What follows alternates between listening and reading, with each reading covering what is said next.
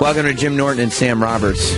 I can't express how fucking annoyed I am looking at these flowers. Why? What's wrong with the flowers? We got flowers sent to us. People are excited. Yeah, that was nice. Kevin Undergaro, Maria Menouno sent flowers in for the big premiere. Your name's on them, too. They're excited. I didn't look at it. It's nice, but it's like two men don't get flowers. No need for flowers for the two of us. You didn't think we were starting the type of show that, like, you would celebrate with bouquets? No, it's the funeral. It says, rest in peace, you two zeros. Yeah, no, we didn't need flowers. But we appreciate them, don't we? Let's be polite now, Jim. We've got flowers in the room. Yeah, it's nice. Maybe this is just the cheery vibe we need. I think so. You know, now the guests that come in today will see the flowers in the room, and they'll realize, oh, it's a happy place. We have a lot of guests, some that are left over from the old show regime that were booked. Yeah, we're trying to figure out. Our guests are a little piled up, as they have been somewhat, because we came in and there are guests that were booked for the morning, and then the show changed. But you know, people didn't want to just cancel the guests, right? So we're working through some of that. But they're good guests. They're just all piled up all at once. So we've got Kelsey Cook coming in today. Yeah, who's very, very funny, as well as Tim Matheson, who's going to be playing Reagan. I do kind of want to talk to him because he's the guy from Animal House. He played Otter.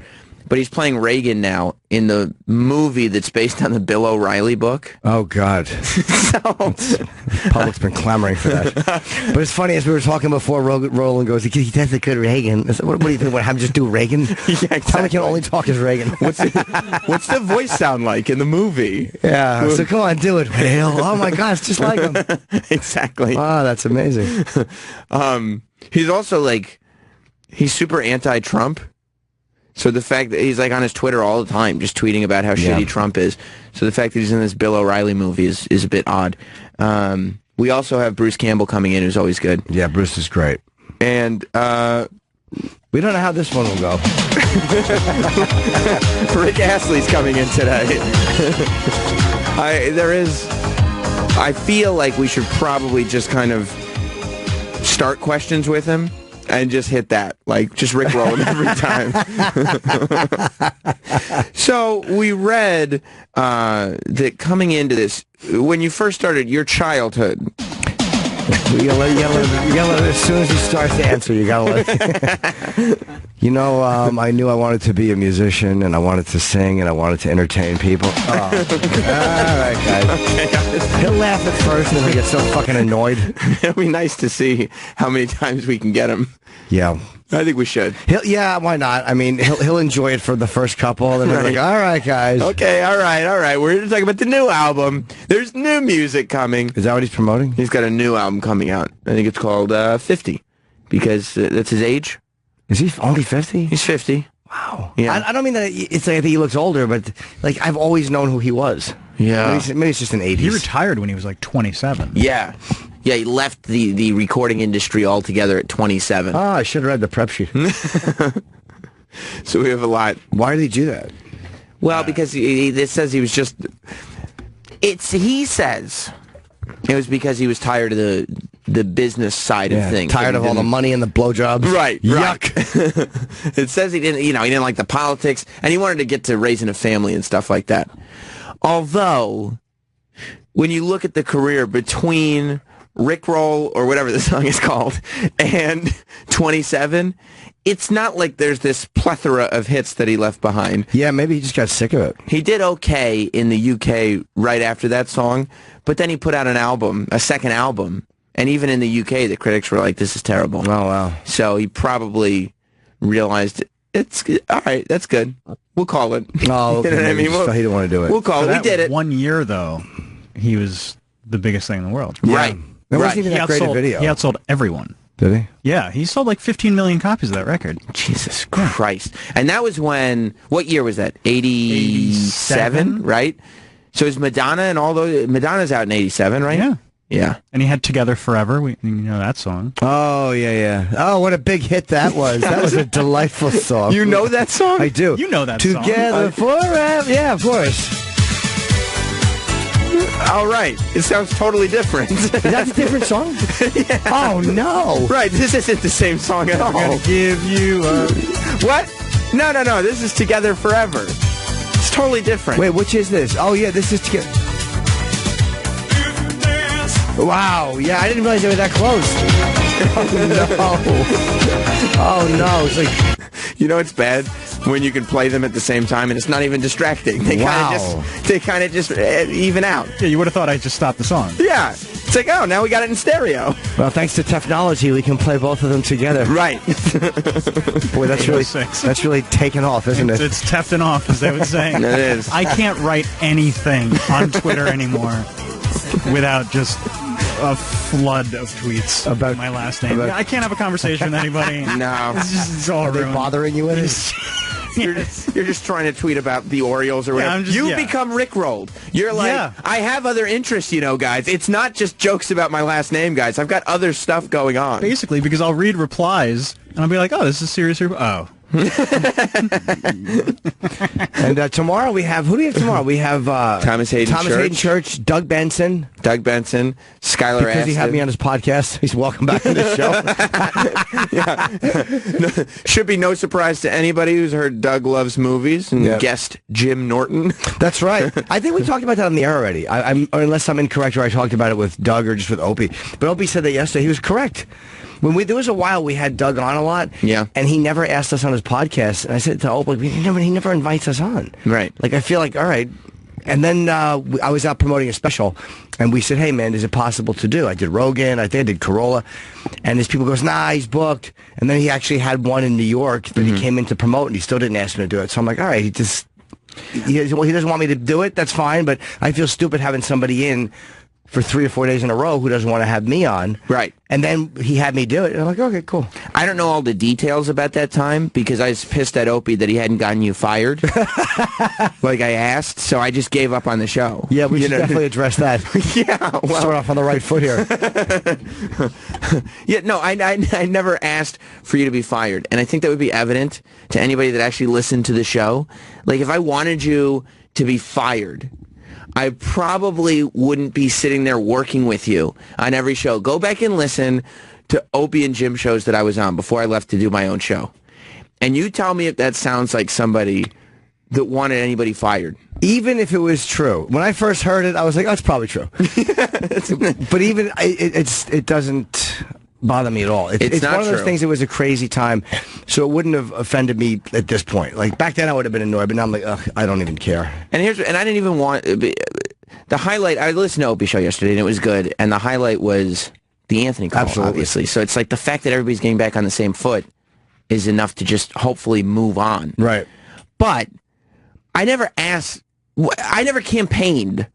He said lobbied. Lobbied. He said lobbied. Nobody said lobbied. Well, I never realized the influence of my lobbying power. I wasn't lobbying anybody for you to get fired. And you could ask anybody who works here. That probably would have gotten out. All right, I'm going to ask somebody who does afternoon drive what he thinks. I'm going to see what he has to say about it. But here's what was happening. You know what was going on at that time with Opie. You know that he was complaining about you and Ant all the time. Yeah. Like, you guys, none of you guys liked each other. Yeah. I liked Ant. Yes. You and Ant did not complain about each other. But I was hanging out with Opie a lot at that point, right? And Opie complained about you and Ant nonstop. And so it got to a point where I was like, why don't you just do the show by yourself? Yeah. The same way, if a person was going to you and your friend, because it was a social thing. It wasn't a lobbying, right. like political, like we're at work. If you're hanging out with a friend regularly, right, and they were complaining about their job and going, this job sucks, the boss doesn't respect me, my coworker sucks, blah, blah, blah. Eventually, you'd go, why don't you just quit? Yeah, just do it yourself. Yeah. Yeah, quit, I understand So that. quit the job. It would be like if you said that, and then the job got better, and then your friend said, he was trying to get me to quit the whole time, too.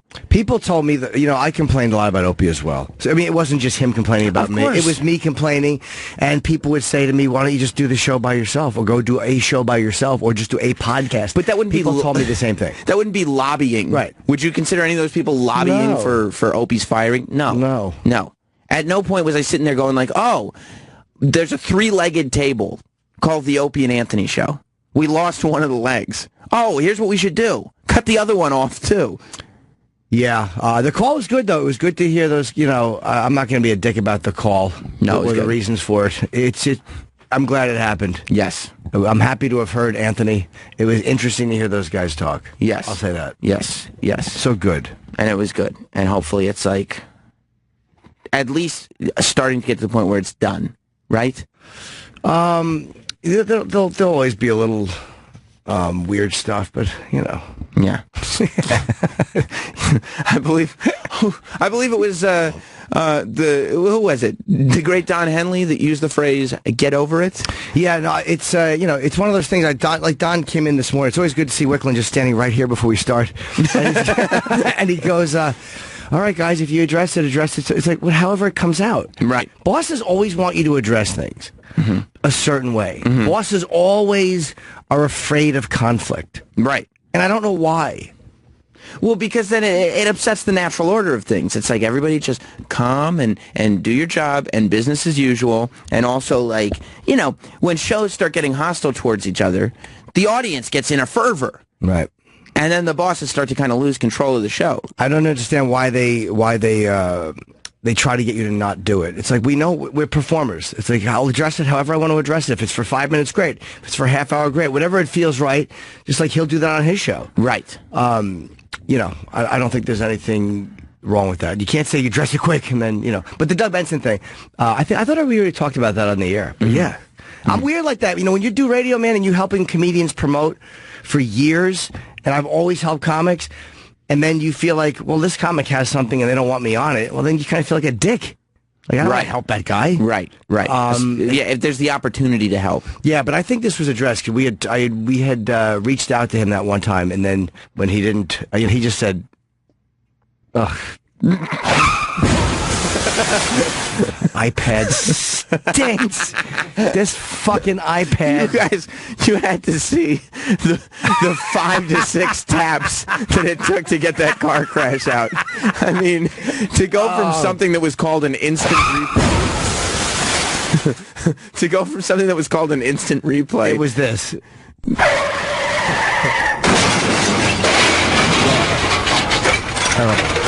This iPad. This is the problem with these fucking touch screens. They're just not as good as just things that have a tactile... A button. Yeah, a button. That's what you need in life, is a button. You need a button, yeah. Yes. That was awful. It was terrible. Yeah, I just wanted to... See, I just hit it again, by the way. Did you? Yeah, but if I push too hard, the iPad tips back. Oh, boy. And I just heard... Yeah, there's the car crash sound. You knocked the cord. I can't help it. Do you hear the buzzing? Do you hear the buzzing?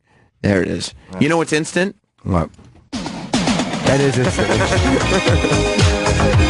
How sick of that is he? He's got to be so sick of it. He said in a quote that I think Rolling Stone or something talked to him about it, and he basically said he has to embrace it. Not that he's like, yeah, I'm happy that the fans are doing it. He's like, right. I have to embrace it, otherwise I'd come off petty, I believe was the quote. And but it's like, he just doesn't like that people are making light of his big hit. He's not making any money off that either. No, he isn't. In 93, he retired? What the fuck? Well, yeah, he was all done. He was all set. But whoa. In 2010, he received, oh boy. So this thing picked up in 2007 is when the Rickroll really started. And it's still going today, by the way. So that's like almost 10 years of Rickrolling. And in 2010, it says he had received, so not even for the year, for the 3 years that Rickrolling had been around, he had received $12 United States in royalties. No one gave him a little taste? No.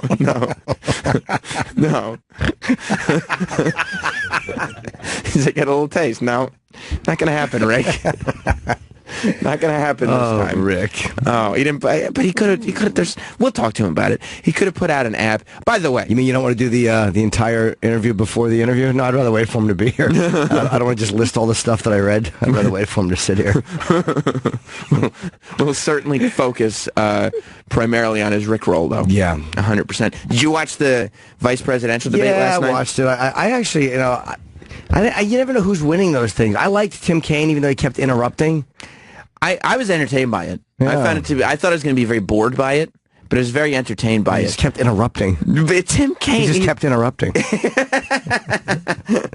he's such a pain in the ass, that Tim Kaine. He's irritating. He's a nudge. He's a fucking nudge. He is. It looked like, first of all, the awkwardness that goes on, I don't know if it's regularly at those debates or just at that one, but the fact that they were sitting at a table and they weren't making eye contact with each other. Because it was they're doing radio together for 2 years? It was... Let's talk about the debate. Yeah, no, the debate. They actually had a lot in common. Yeah, just a couple of grown men bickering. Yeah. For an hour and a half. Yeah. No, they weren't making eye contact at all with each other. They would sit there and look at the moderator, or look at out in the audience, or look at the camera. Yeah. They would answer each other, but look straight ahead, so you just get the guy's profile.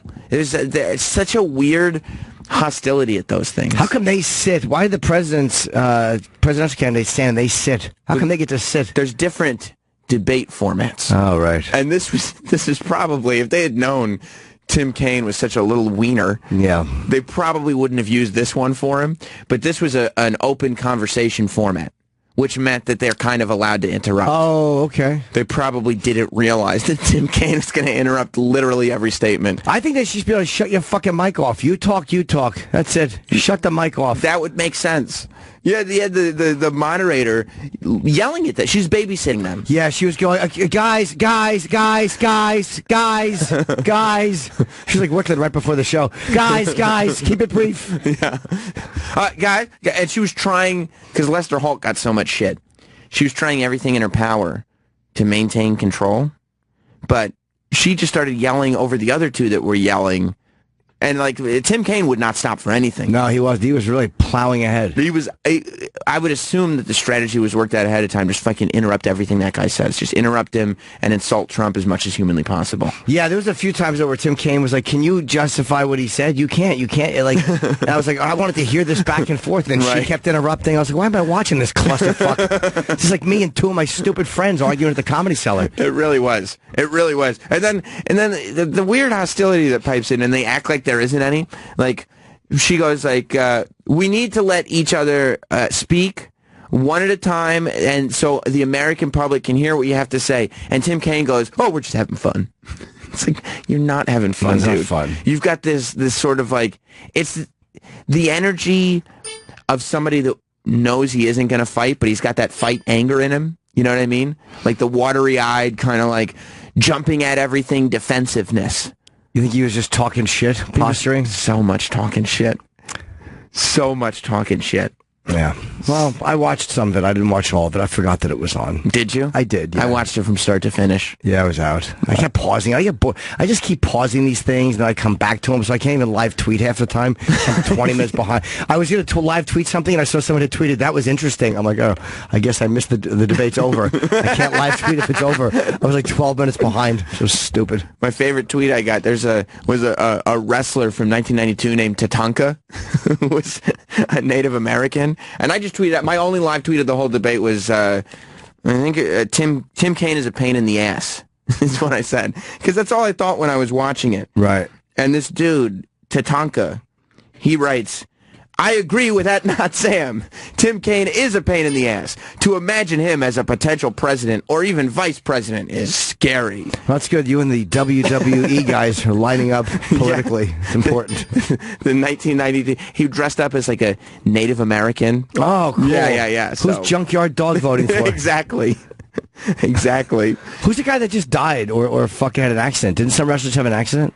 No, yeah, one of the wrestlers got into a knife fight or something. Oh, knife fight. Wow, it was an accident, I guess. He was in Mexico. And died.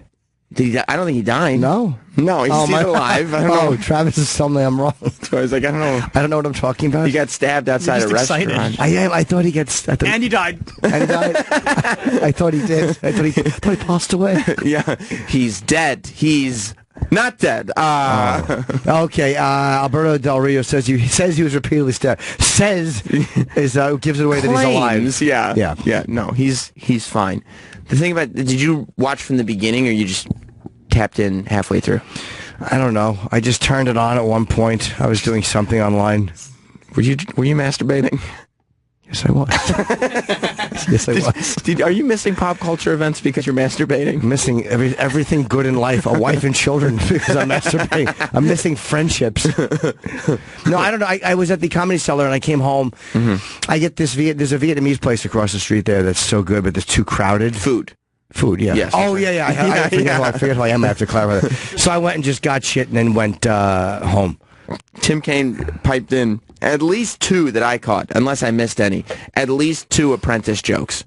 And it was like one after the other. I could tell watching that he had written them, like this were his jokes ahead of time, because one of them, he jumped in like 3 minutes into the debate. What was the joke? He goes like this. He goes, "You really are Donald Trump's apprentice."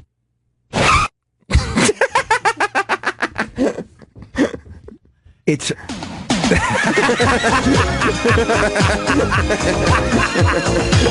I hate it.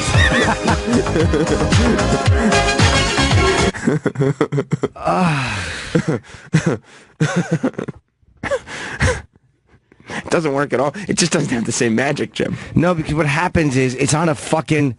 You have to push it so lightly, and that's not how you are in these moments where you got to push it. Let me put it on its belly. See if that works. Yeah. Okay, we're adjusting. All right. I'm going to do the Tim Kaine thing again once you're ready. All right, you ready? Yes, I am. Okay. So Mike Pence is like talking. He's like, Donald Trump this, Donald Trump that. And Tim Kaine goes, "You really are Donald Trump's apprentice."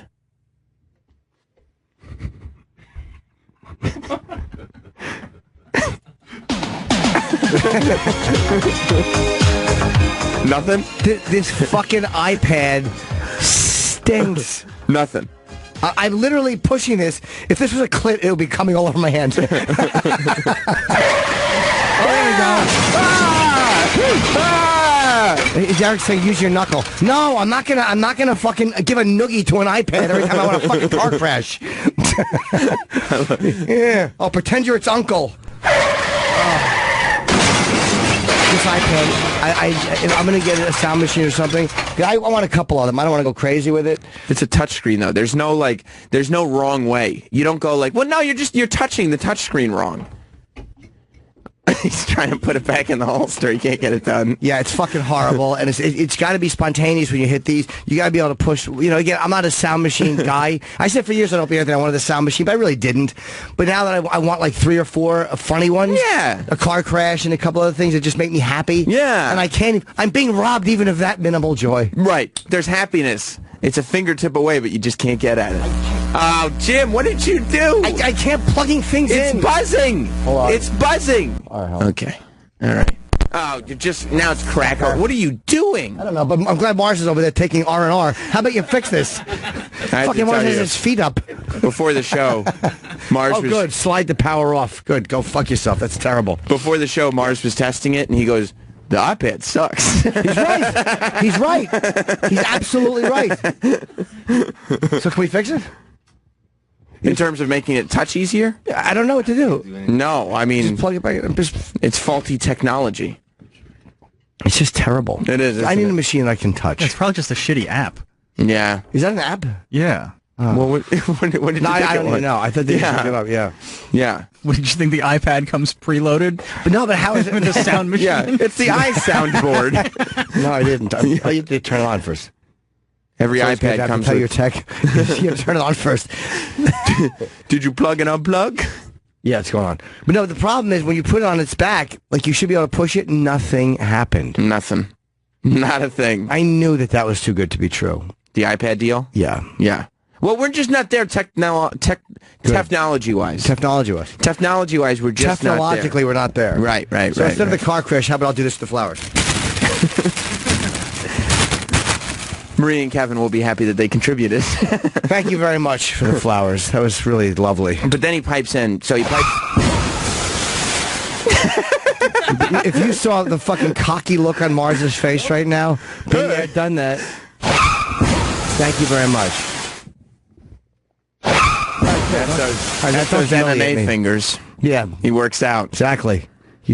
That's how he... That was like a double tap. exactly. Those are fingers strong from pushing Mother away when she was attacking. Okay.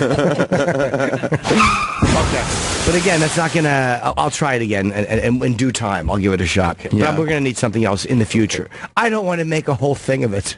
How humiliating. I couldn't hit the button. No, you couldn't. Fuck. No, you couldn't. What was the joke? I didn't hear the joke. So the first Apprentice joke was Mike Pence is talking. He's backing up all Donald Trump stuff. And then Tim Kaine goes, man, you really are Donald Trump's apprentice. I accept full responsibility for that. Sorry, I'm nervous. I hit the wrong button. Panicked. It's okay. Like, it might work this time. It might work. And it did. But you hit the wrong one. The wrong one. The second one, which was equally as awful. This one was like trying to build like a campaign around the fact that Donald was on The Apprentice. I like the way you say campaign. Campaign? Yeah, I like it. That's how it's said. He goes, Donald is a you're fired candidate, whereas Hillary is a you're hired candidate. There it is. Getting there. But I don't have delicate fingers. No, you don't. I'm a rough guy. You are. I'm rough and tumble. What about those pointy little fingernails of yours? Just bing. No, the nails are no good on the iPad. That's not going to work? No, I realized how bad they were in my video the other day when I was waving down the toilet. I'm like, you need to trim your nails, Edgar. I told you my ex-girl, we were arguing one time, and it was about some nonsense, and like, you know, I guess I had ripped her up when I was fingering her, and she goes, cut your fucking fingernails, you ripped my pussy up. She just threw that at me. She was mad. So I need to trim my nails. That really is an insult to your hygiene. It certainly is. My hygiene's good, but they're just long. Yeah. Why did I just get defensive about an argument I had in 2011? I loved, kept referring to the moderator. I wish his name was Cocaine? Like the drug? Think about it. Yeah, no, okay, I got there. So you like when he did what? He goes like, Elaine, I'll tell you, Elaine. He just kept calling her Elaine. I didn't know who the woman was, except by her first name. Elaine. I didn't notice that. He kept saying Elaine the whole time. I don't even know why I liked him. Tim Kaine? Yeah, I don't know why I liked him. He's very argumentative. He's very smarmy. Very smarmy. He's very smarmy. Oh, my God. But I enjoyed him. He seemed like he struck me as a guy who's probably an athlete in high school. A what? Athlete. Okay. That's what I said. You should be athlete. I don't remember saying that. But athlete. He was probably an athlete in high school. However, he was picked on every team that he was on. You know what I mean? Like, he went for every team. He was not... He thought he was like a jock, but he was not a jock. He didn't strike me as an athlete. No. At all. No. He didn't strike me as an athlete. He struck me as an intellectual. And Tim Kaine? Yeah, like he's not an intellectual. That's what he struck me as in school. And a smarmy guy. He's like a guy who was on the debate club and that type of guy. He just loved arguing. And he might even be ex-military. I think he is ex-military. Is he? Might be. Well, if he's ex-military, then he's got some athletic skill. Yeah, well, maybe. Right? Yeah. He probably was in the debate club, though. He's probably like, yeah, they can get all the girls, but I can out-argue them. Yeah, maybe. I don't know. Mike Pence has a bit of a Patrick Bateman vibe about him. Like, he's very sort of put together and even-keeled. And yeah. He strikes me. I wouldn't be surprised if there were bodies somewhere. Yeah, like male escorts. Like he bites the nipples off male escorts. Yeah. He did have that, even though he seems like he's just a little too conservative for me, but... His hair is fucking...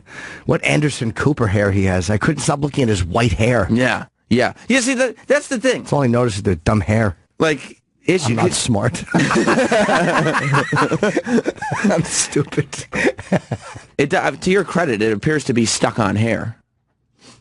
Does it? Not Tim Kaine's hair. Mike Pence's hair. It looks like it's all one piece. Yeah, it looked perfect. Look at that. It always looks like that. Is that a rug? I don't know. I doubt it. But it's just every little... He probably gets a haircut every day. What do you think? Is that Travis? Is that fucking fake? Yeah, it looks very Lego-y. It does. It does, right? Yeah. It never moves. It's always in the same position. It's good hair. You like it? Yeah. Are you jealous of it? More than mine. Do you think that you don't you should Do I think I don't have as much hair? Is that what you're going to say? Yes. I'm pretty sure that I'm going bald. You should come in with a Mike Pence wig one day. Do you care? No. Yeah, it's weird how guys are with hair. No, doesn't bother me. Yeah, I don't care either. My hair's a bit of a fucking... My hair's fucking kind of making an exodus, and it's like, it is what it is. It is what it is. Gray, I don't care. Nah, gray just makes you feel a little older. But the thing with hair going is, like, when you look at it, you could just shave it all off now. That's like such an in thing to just, you know... I probably wouldn't look good like that. You don't think so? What do you think? You look terrific now? I'd go from a 5 to a 4. Yeah, exactly. It's not a big drop off. That's the thing with me. I'm fucking coming down from maybe an 8.5. Sure you are. Yeah, when I started realizing I had a lot more forehead than I used to, I started... Have any of the fans noticed that? It's come up here and there. But then, like, I saw John C. Reilly, and I was like, that dude's got fucking afro hair and completely bald in the front. I was like, I wouldn't mind if I looked like John C. Reilly. Yeah. You know, he's not like a sex symbol. Without that pesky acting gift. Yeah, I guess so. He does have a bit of a... Yeah. It's weird how some guys can play... Like, he could play the leading man in a movie. He's not handsome like that, but he could play, like, the romantic lead, and you'd be fine with it. Some guys can just... Danny DeVito can play the fucking romantic lead, and you're fine with it. Like, how can some guys who aren't great looking, maybe they're just interesting actors? I don't know. When has Danny DeVito played the leading man? But meaning he could play a guy who's got a pretty wife and there's a problem with it, you know. And you would, yeah. He's not handsome Ryan Reynolds, but he could play anything. You believe he has a hot wife? Yeah, or a good-looking wife, like in fucking.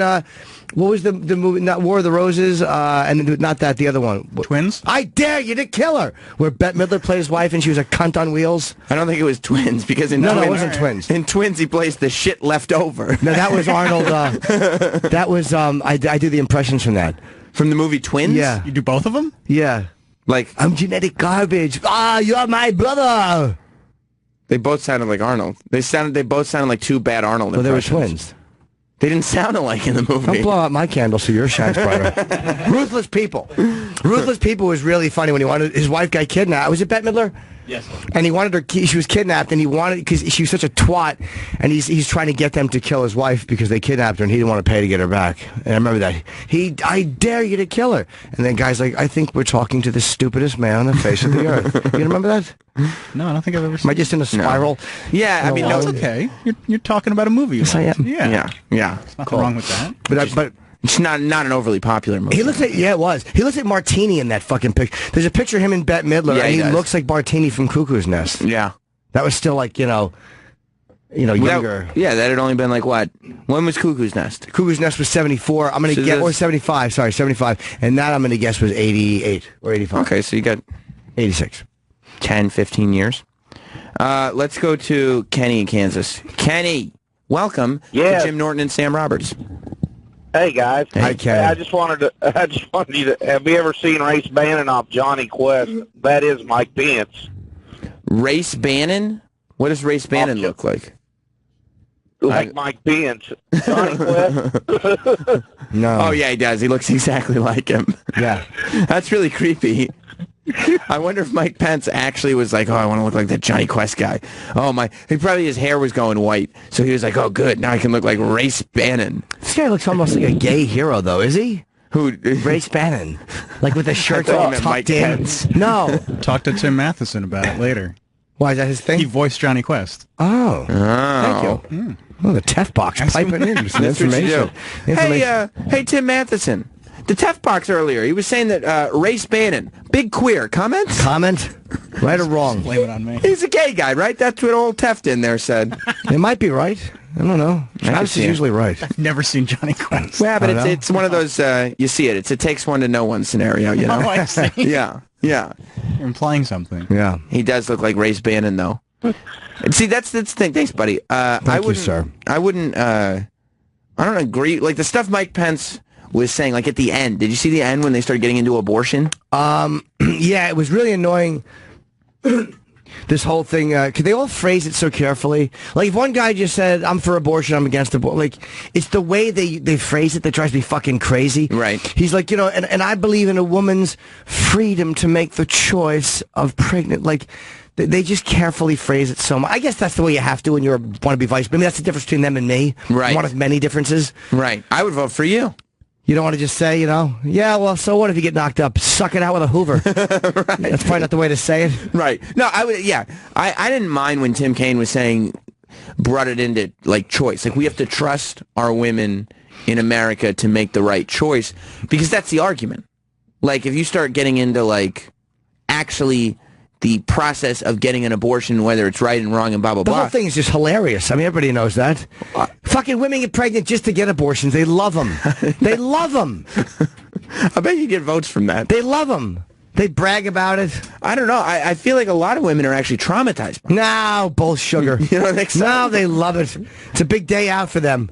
they get to go do something. They visit the absolutely. doctor. They brag to their friends. What are you doing? Getting an abortion. How about you? Oh, I'd love to have one. A mani-pedi abortion. Yeah, mani.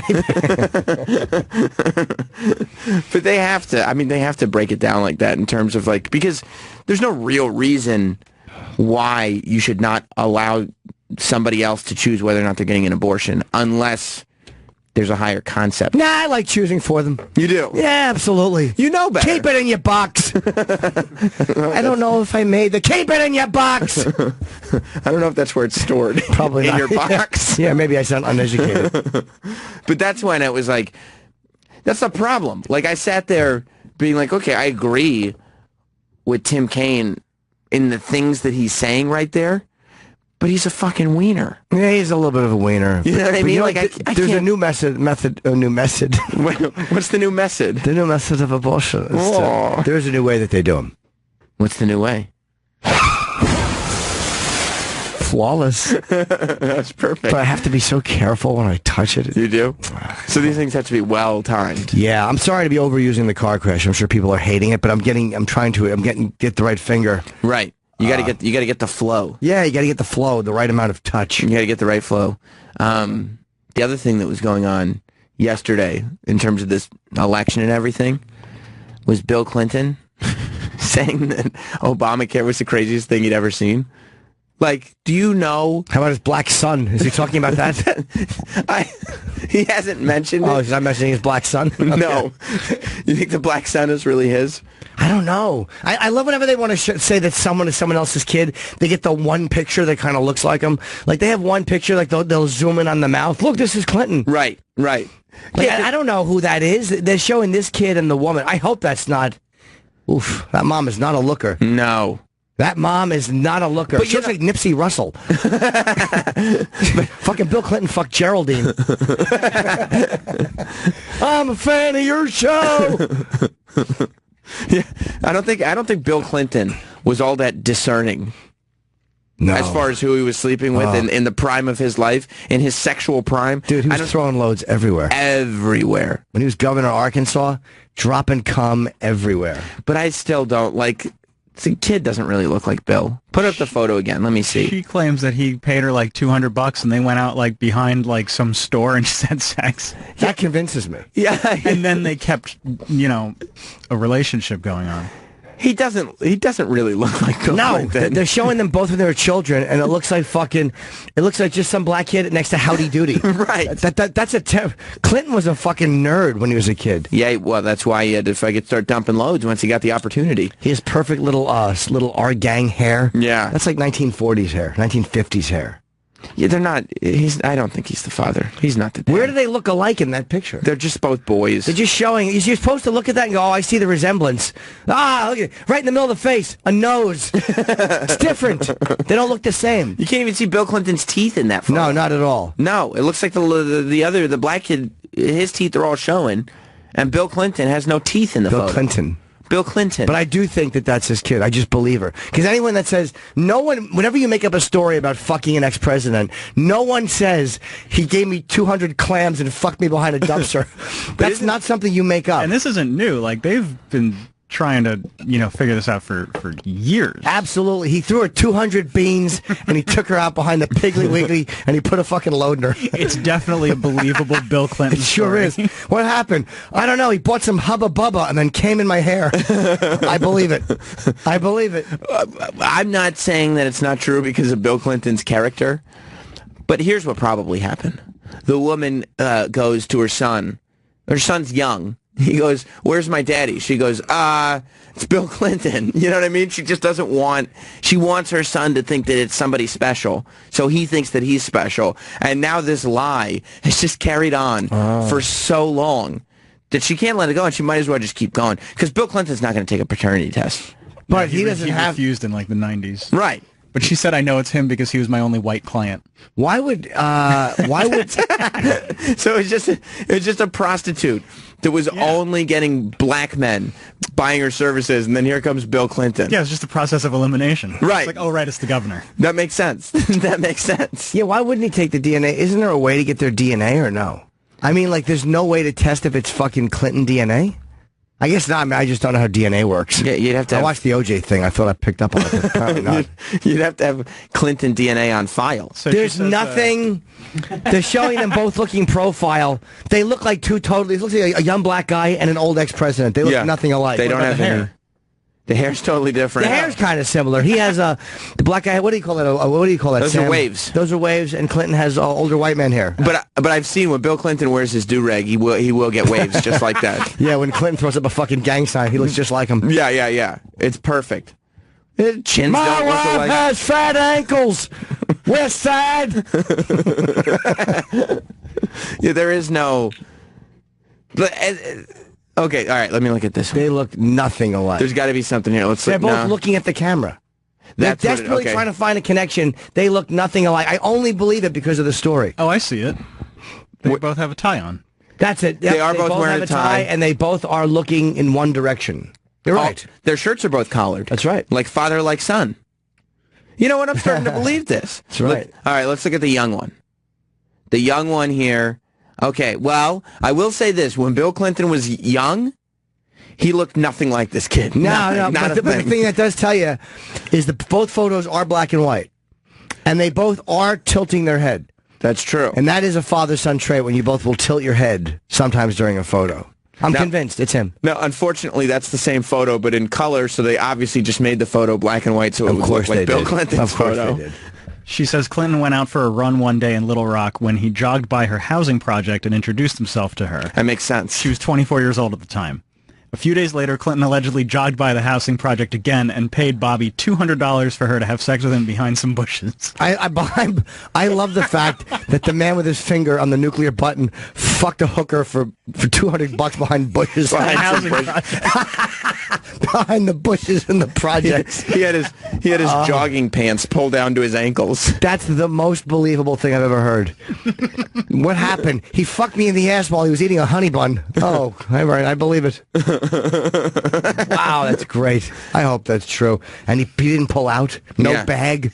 He fucked a hooker behind the bushes in the housing project with no bag? Right. Oh, I love him. While he's the governor. Because that's what the governor would do while he was out on his jogs. Hey, just stop by the housing projects. You know what? McGreevy was in fucking rest areas cruising. I He was heard. gay.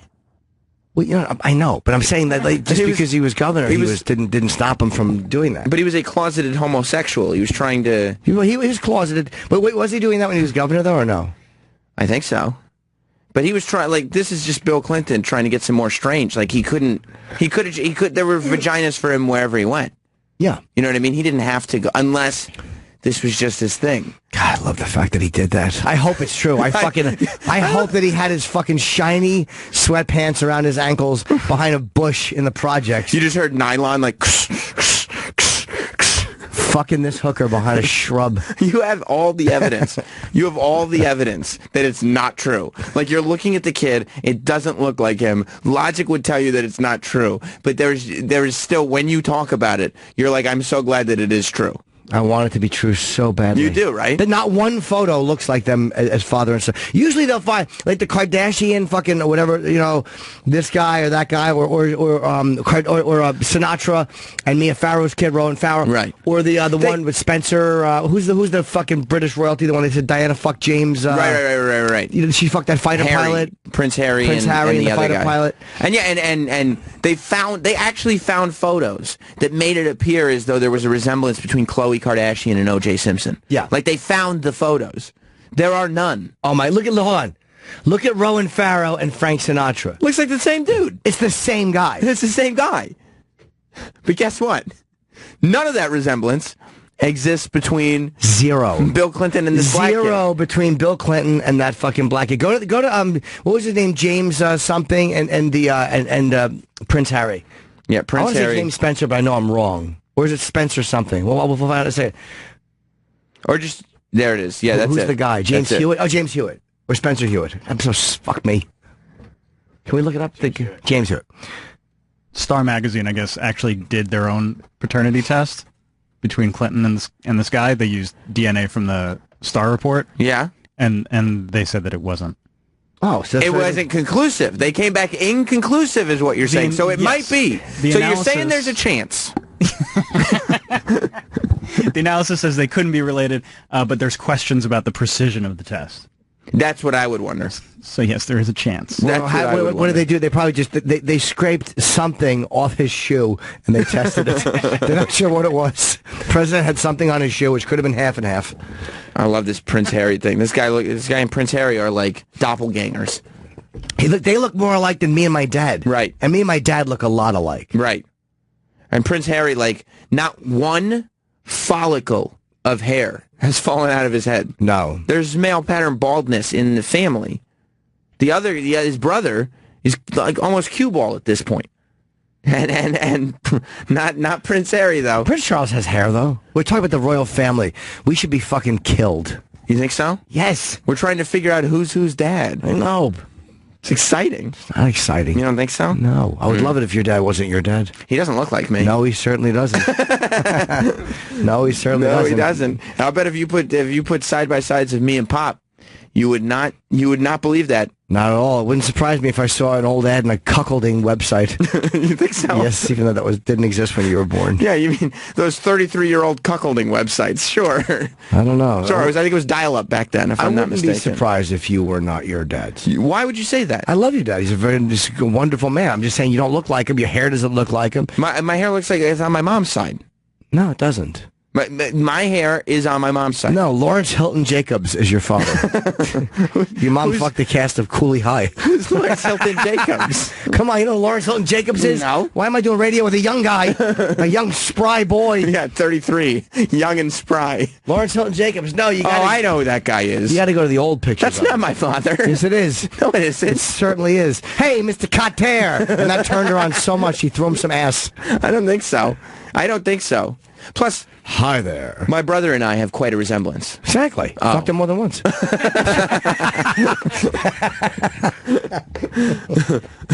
that doesn't look like me. It does. The hair does. Shape of the face. No. It does. No. There's hair. My hair. I have uncles that have hair that looks like mine. So it's on my mom's side. Even on social media. Not Lawrence Hilton Jacobs is his Twitter. So stupid. No, I fell apart there. Give yourself one of those things. Here's what I hate about this. You guys can't see it out there, but it used to be like, but when I hit it, I have to watch it open, and then that happens. I noticed There's a momentary delay. I was just about to say that. Like by the time that was pretty quick. By the time the other sound effect hits, your hand is already back at your waist. I've already went out and got some more coffee and come back. It's a whole process. Very frustrating. Yeah. No, but I would say that Bill Clinton is not that boy's father. Is there anything we didn't address from yesterday, by the way? Like, have we addressed most of what we should have? So. Okay, I'm just making sure. I don't people think we're avoiding anything, so if anybody has any things that you think we should have addressed that we avoided, call. Cause I like to clear that up, too, before we, Yeah, let me go to the show is over. Let me go to Jed in Pennsylvania. Jed. Hi, Jed. Welcome to Jim Norton and Sam Roberts, my friend. Good morning. How's it going, buddy? Oh, this is exciting. You know, it's something new. It's something different. Jed lives in Pennsylvania, and he likes to club possums as a hobby.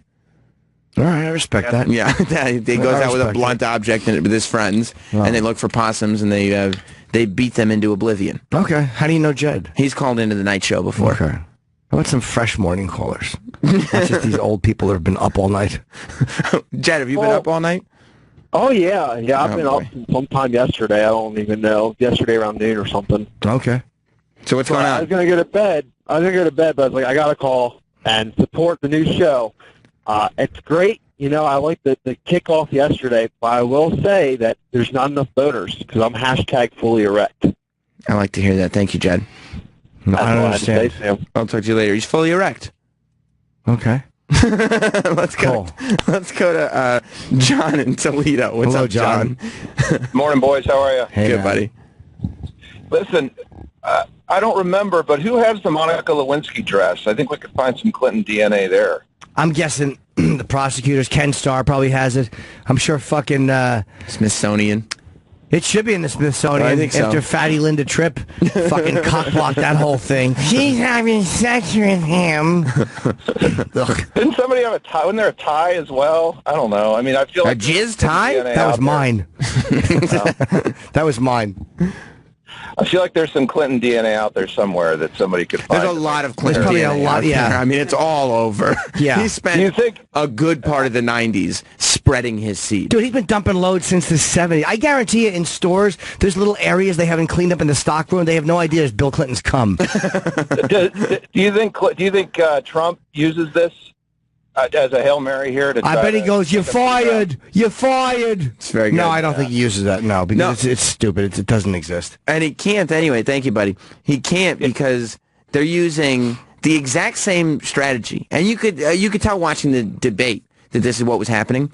The exact same strategy that Trump was using before he was running for president, when he just pestering Obama about showing his birth certificate. Yeah. He just did it all the time. He went on every news show. He wouldn't shut the fuck up about it. So Obama finally had to give up his birth certificate. That's exactly what Hillary Clinton and Tim Kaine are doing with the taxes. Yeah, but they're also doing that about the emails, too. They're doing that back to them about their emails. Yeah, but the tax thing is like, especially... So here's the problem. The emails, they have the out, where they can say, well, the FBI investigated, blah, blah, blah, blah, blah. Whether it's true or not, or you agree with it, they have the out. Donald Trump, at the last debate, said he was smart for not paying taxes. So now everybody wants to know about what's in the tax returns. And that's what it's become. So I don't think that Donald is going to be able to pass it off to emails. Yeah. Because they're using the same strategy where they just hit the tax return, hit the tax return, hit the tax return, and then say, well, you don't pay into the country, you don't pay into the country, you don't pay into the country. What about the tax returns? What about the tax returns? Yeah. And they're going to drive him nuts until he actually has to pony up and give the tax returns. Yeah, there's no reason for him not to. He's allowed to. You know, the IRS said he's allowed to do it. Right, right. Yeah, yeah. And the thing about the taxes, to me, is like, you always hear... You ever seen that movie, Catch Me If You Can? We mentioned this yesterday, but yes, I have seen it. Yeah. How would I have unseen it since yesterday? No, you're right. You're right. But what happens when they catch Leonardo DiCaprio? He starts working. Tom Hanks throws him up against the thing and sucks his cock. What movie were you watching? Catch Me If You Can. No, that's not. Yes, it was. It was in France. He was printing fake Pan Am hats, and Tom Hanks threw him against the wall and sucked his cock. Did he have a hat printer? Yes, he did. A fake Pan Am hat printer. Hanks sucked his cock in the Boston accent. I finally got ya! That was a great fucking movie, man. It was the best. That's one of the most underrated movies of the So last, good, man. 20 years. It's the best. Christopher Walken was amazing. Yeah. And I'm not just saying that because I've done him. Like, oh, they're not going to catch you with the pilot hat. Ow. Yeah, I do that. I remember that part. I'm going to get you. You're hiding. You know, Hanks was doing that. DiCaprio was hiding. Right.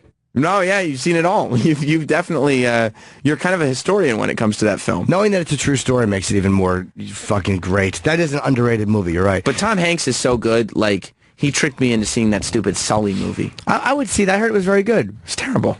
Was it in 3D? I think it's in 3D. How is the 3D? Is it still on? I'm sure. I want to see it in IMAX. I don't know if it's still on. Is it still on at the Picture House? I don't think that's in 3D. I don't know. I thought it was. Why would it be? It's a plane crash. It's a bunch of geese. one They're doing it from the scene. goose's perspective.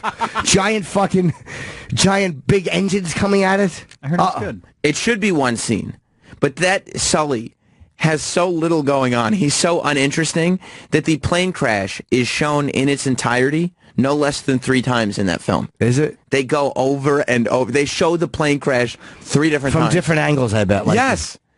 One's a flashback. One is as it's happening. One is like, oh, it's a foreshadowing. Like, they keep showing it because there is no story to it. So you're saying that not even one of the greatest actors of our lifetime could make him interesting? No. There's no story. He doesn't have a story. Yeah, he just went to work. He went to work and he landed the plane in a spectacular fashion. But that's it. It's a short film at best. Yeah. As far as I'm concerned, he ruined that plane by putting it down in the water. Fucking asshole, turn around. Went. That's what the airplane company said. You should turn around. But the reason I brought up Catch Me If You Can is because Leonardo DiCaprio does not forcibly suck Tom Hanks' dick. He does. He throws him up against it. It was in France. No, you got it wrong. Tom Hanks forcibly. Oh, that's what I meant. Yeah. He fucks him. He sucks his dick. He's like, "Ah, you got me." All right. Well, the movie Christmas Eve. Yep. You know what? I haven't seen the unrated. So, yeah, you got to see the director's cut. Okay, the ending that I saw is Leonardo DiCaprio ends up working for the FBI or whatever. And yeah, that's the original ending. Travis is right. I'm talking about the director's cut. Yeah, the director's cut is instead of Leonardo DiCaprio just going into the airplane bathroom, they both go into the bathroom. And they suck each other cocks, yeah. Oh, I see, okay. It's so hard to understand. The studio must have got that cut of the film back, be like, what the fuck are you doing? Why would you make this the ending? It took a turn. Yeah, and by the way, this isn't fake, like, you actually got Tom Hanks and Leonardo DiCaprio to suck each other off. How did you get them to do that? Yeah. This is like the Vincent Gallo, Chloe, what's her name? Sevigny. Yeah, what is Brown Bunny? Isn't that the name of it? Yeah. I think that really, didn't William Morris drop her after she did that?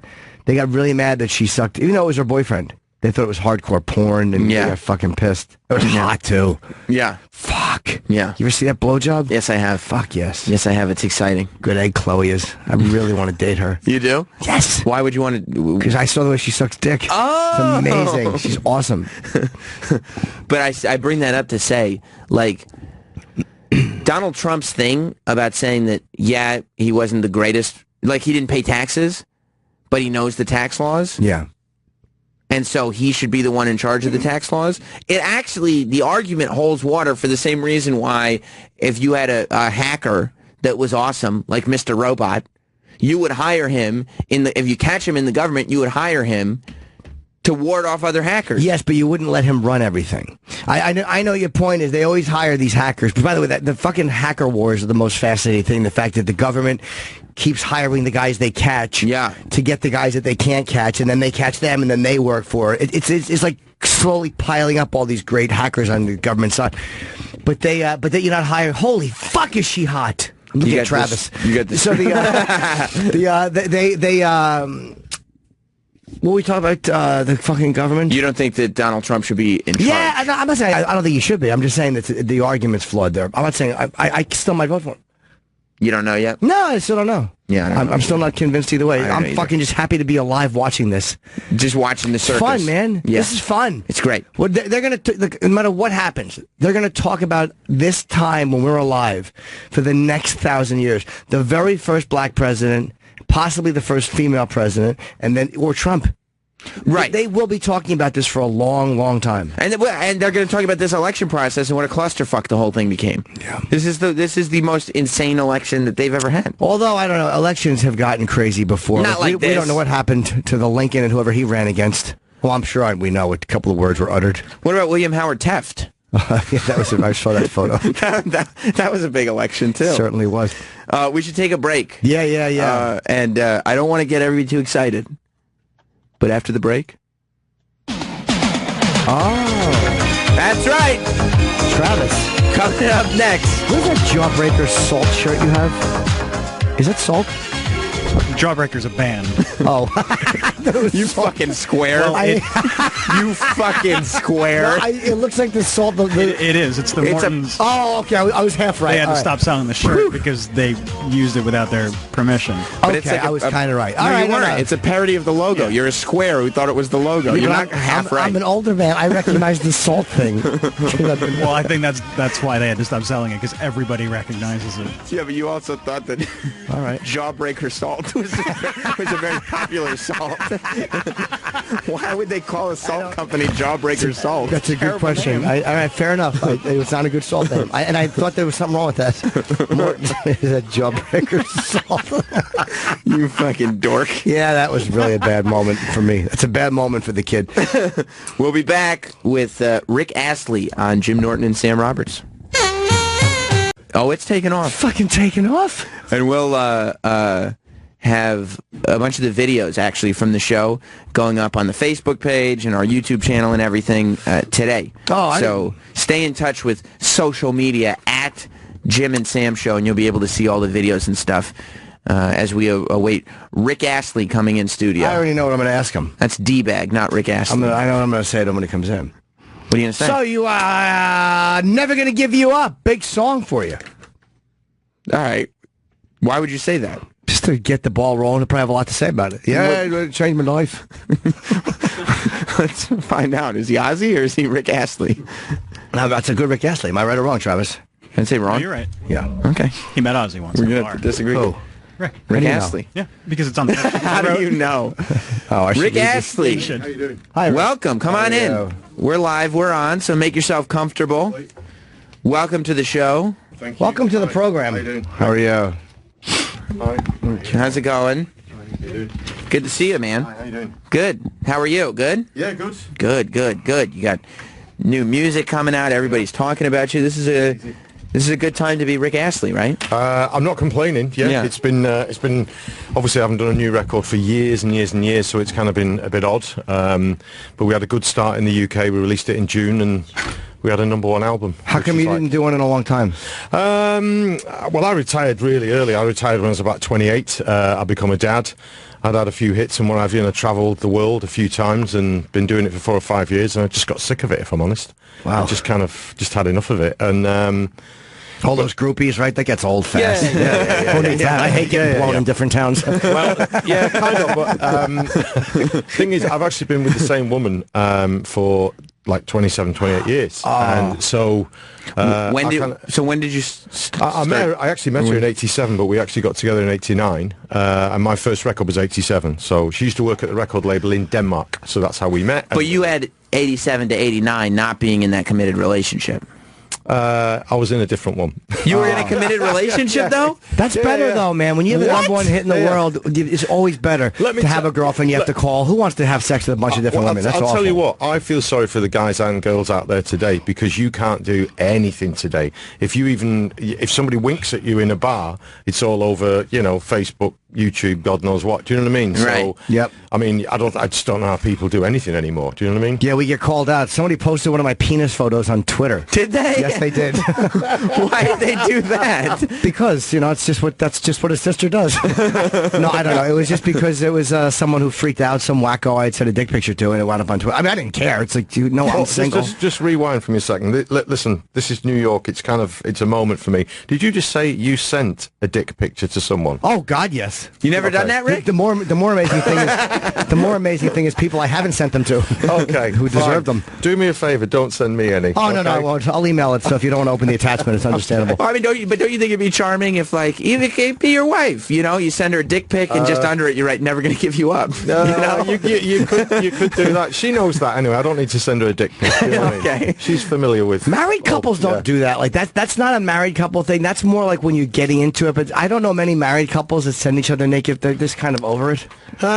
Yeah, I mean, listen, I also think that we're all different, aren't we? And I don't see that as a special moment between two people sending them a dick pic. But hey, whatever, that's me. Maybe I'm just old-fashioned. Do you know what I mean? You're probably right. When did you meet Ozzy? It's on the prep sheet. I didn't. This is Jim Norton, interview extraordinaire. Yeah, I just wanted to know about Ozzy before I forget. Are you talking about Ozzy Osbourne? Yes. Yeah. No, I mean, that was a weird moment, to be honest.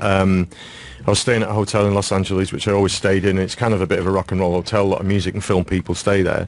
And we were just waiting, and it used to have a tiny little bar. It's now kind of got a great bar that everybody goes to, and it's a bit of a scene. But it used to have this tiny little bar, and if you're waiting for your ride or whatever, you just go in there and get a drink before you go in.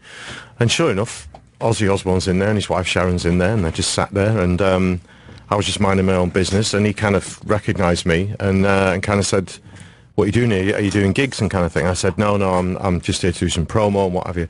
He said, "Have you got a band?" And I said, "Well, we're just putting one together at the moment, because we're touring soon." And he said, "Well, I've played with all the best musicians in the world. I can put you right. I can find you some great players," which he has, to be fair. He's played with all the greats. You know what I mean? People who've left his band have gone on to, careers in their own right. But Sharon then kind of just chips in and sort of... What's that? Sharon chips in and literally just stops Ozzy Osbourne in his track and says, he doesn't want to play with your long-haired tattooed monsters. Do you know what I mean? It's kind of like, he's a nice lad, leave him alone.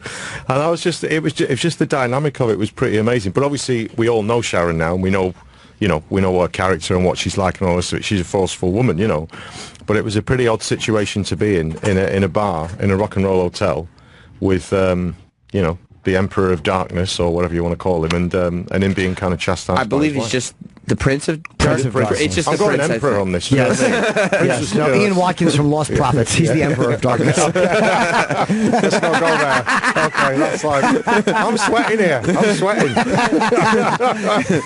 Yeah. Oh, my word. Yeah. So do you feel like, though, like when because there are still, like, you see sexting scandals, and people are like, you're talking about like the kids now who are performing. I'm sure. Not in 87, 88, 89. Yeah. If you weren't in a relationship and we had the technology we do today, you probably would have had all that shit, all of your shit out there. Yeah, for sure. I mean, listen, we had paparazzi still, and we had all of that. You know, you still had the gangs of photographers and everything.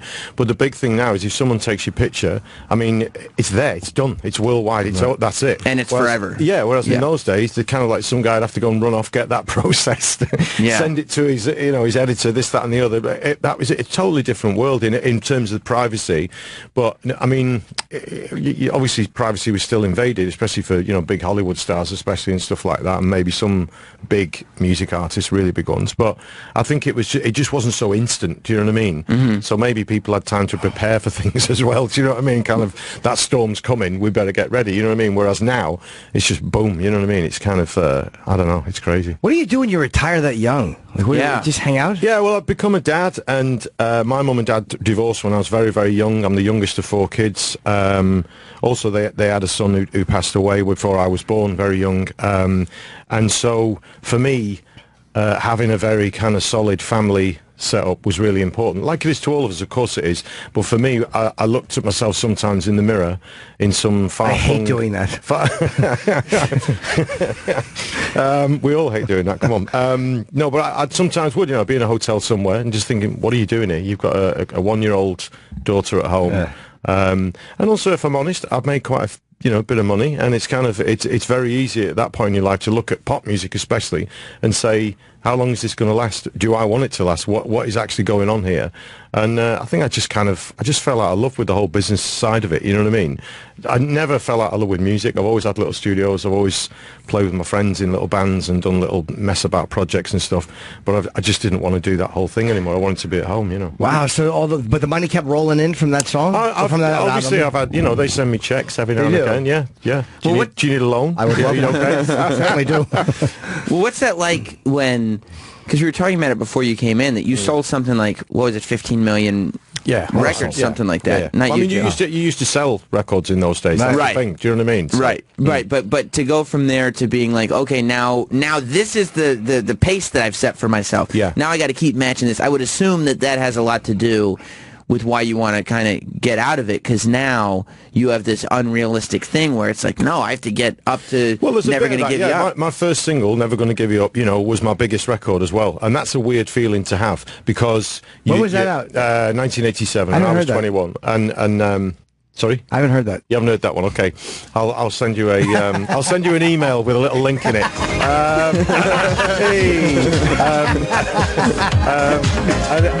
that's the weird thing as well, to a degree, because it's kind of all downhill from there. No, Does it feel like it's downhill from there? No. But what it felt like was that you're kind of chasing your tail a little bit. Right. I would go to countries that I barely knew about, and I'd be number 1 for a couple of weeks, which is an amazing feeling. Of course it is. But you also I felt a little bit like an imposter sometimes. I felt a bit like this is happening to some other guy, and you think it's happening to me when I get there. Do you know what I mean? Because it's like, I go to Sweden, I've been #1 for weeks, and I'm like, I've never been here. You know, I don't know anything about Sweden. What's happening? What's going on? And I think, and the other thing is as well, maybe people get a bit of training these days.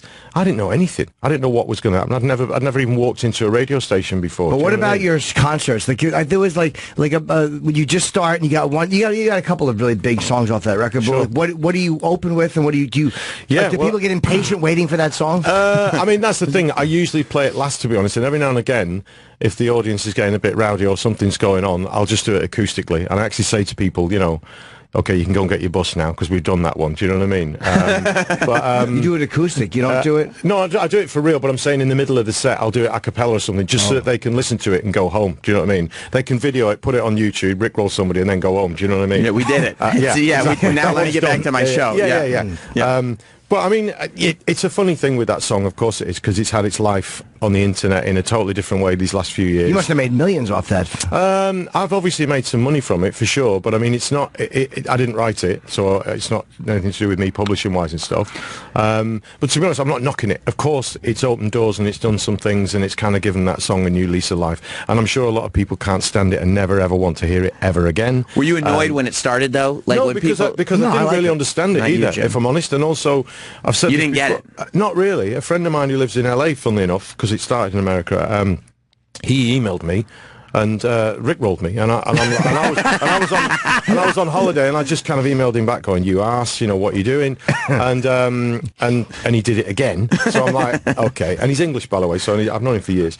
So I you know, picked up the phone and just said, "What are you doing? You know, like, what are you?" And then he explained it to me, and I still didn't really get it, if I'm honest, because you're going back a few years when that happened, and if you think about YouTube and stuff and the way that things were on the internet, that was in its infancy to a great degree. You didn't go to YouTube for every single thing that's ever been filmed, whereas today you do. If you want to find some early, you know, footage of the Beatles playing in some what have you, it'll be on there. Right. If you want to go and see, you know, some presidential this, that, and the other from 19 whatever, it'll be on there. Everything's on there. You know what I mean? Everything is on there. Whoever thought, like, I always wonder who does this the first time. Whoever rickrolled, whoever came up with that is a genius. Like, but there's a mind out there that said, I want to fool somebody. Oh, yeah, that song. That's perfect. Like, who the fuck put that together and just created that? It is weird, and I have thought about that occasionally. Of course I have. My daughter at the time was about 15, and she kind of put me right, really, and just kind of said, look, it's got nothing to do with you. Just let it be. Don't get involved. Just leave it alone. It's nothing to do with you. That's not great advice, though, because you could have put out an app. You could have done something where you could have made some rolling app. Yeah, no, but because I read on the internet. Yeah.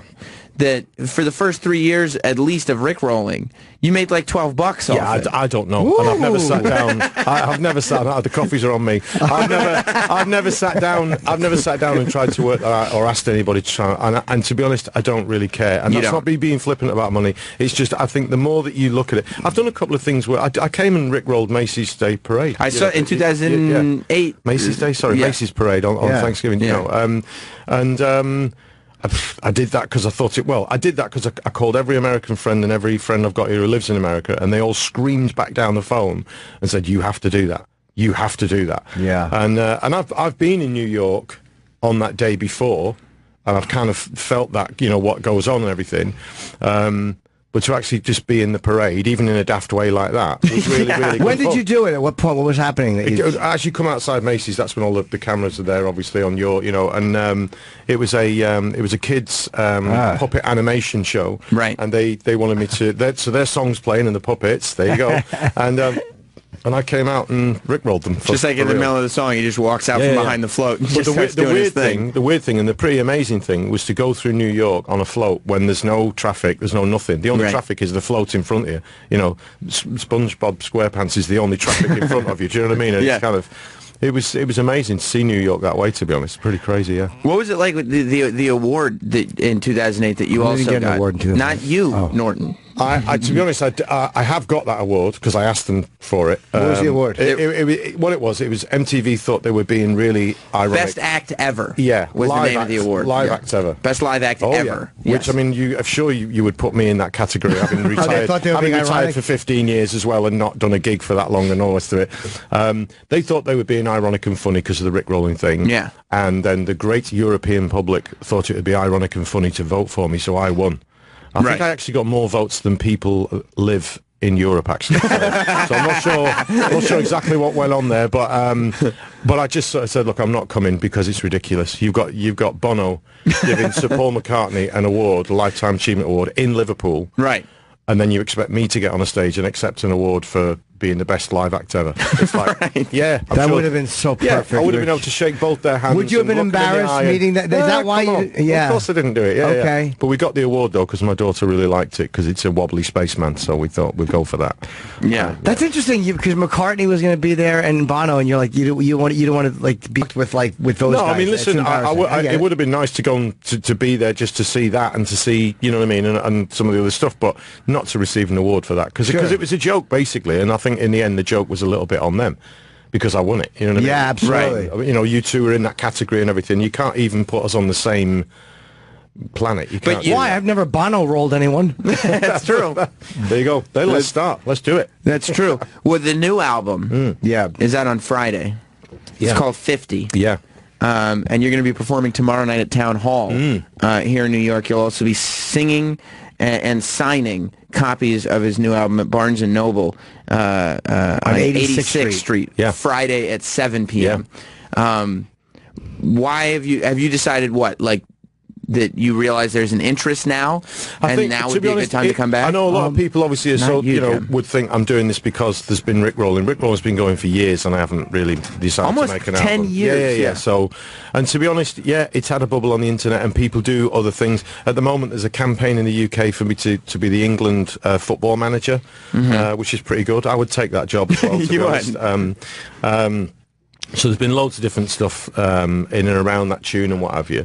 But to be honest, it was more because having been doing gigs again for about 10 years, all over the world, really. One of the things that you get because of social media, people tell you, obviously, what they think of the gig and, you know, why didn't you play this song, or we really love that song, da-da-da.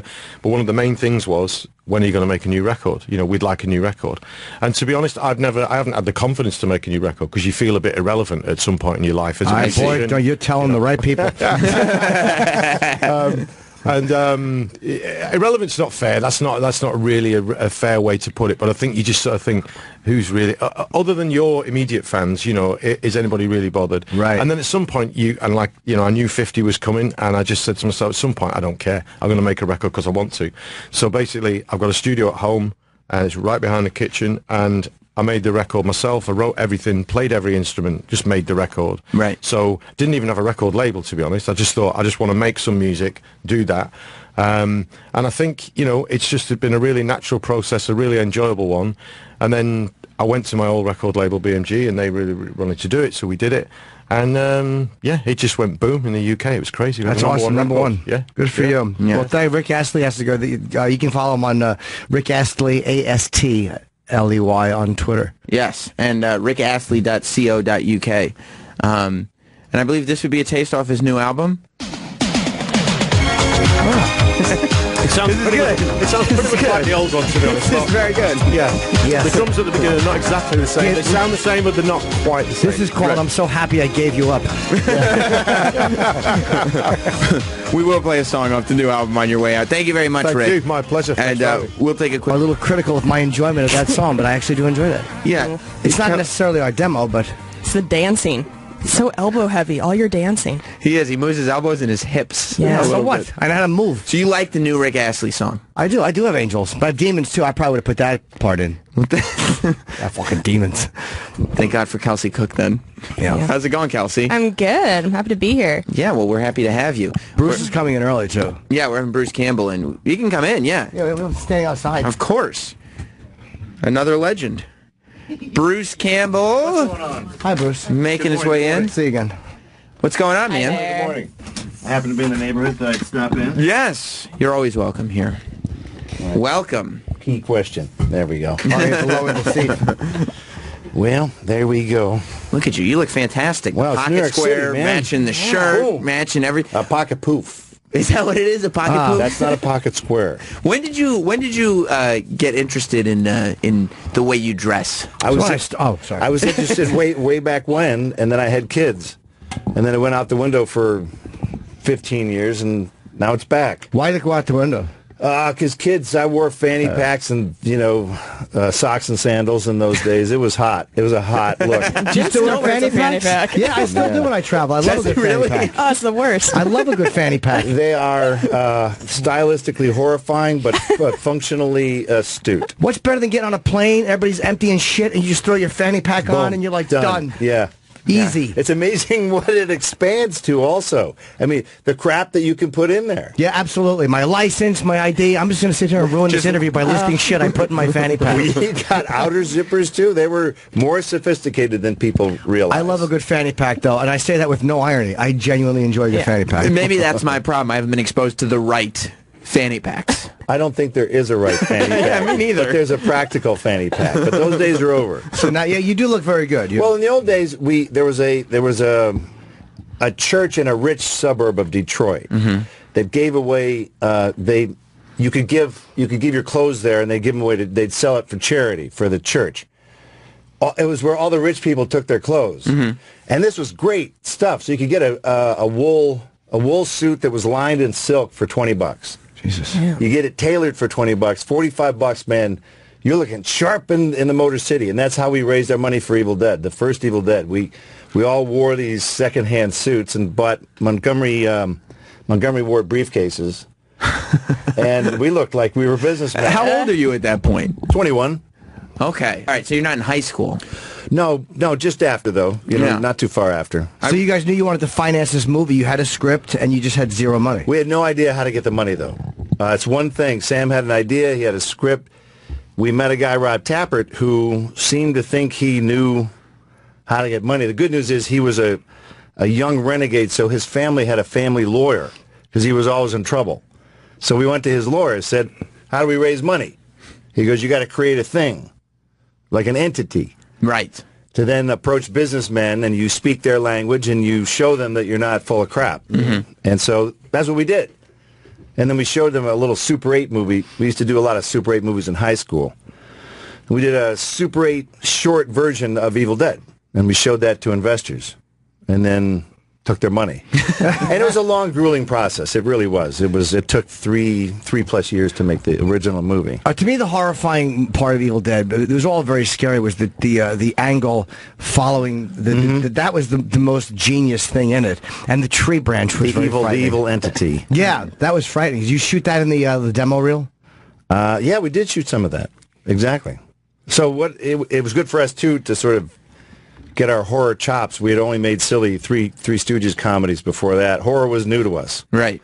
This wasn't something I grew up on. I didn't read any of that crap. So how did you and Sam know how to shoot that stuff? Like, was it just like trial and error? Like, what if we do this with the camera? A lot of it is Sam. He's got a real crazy. He was a magician. That's how I first hung out with him. I was his assistant, hung low, and we would wear lab coats, and we would appear for bar mitzvahs and things like that. And he would hit me, and he saw the audience liked it when he hit me. Sure. So he associated that. I get that. He associated my pain with entertainment. Right. And he never stopped. Yeah. So that's kind of how Built a that career on began. it. Was he a good magician? He was a good magician. Because every day at 4 o'clock he turned into a bar. No. Come on. Let's keep it above the belt. No, Sam was, he looked very sleight of hand. And what are movies? The ultimate sleight of hand. The angles that you use, what you show, the editing.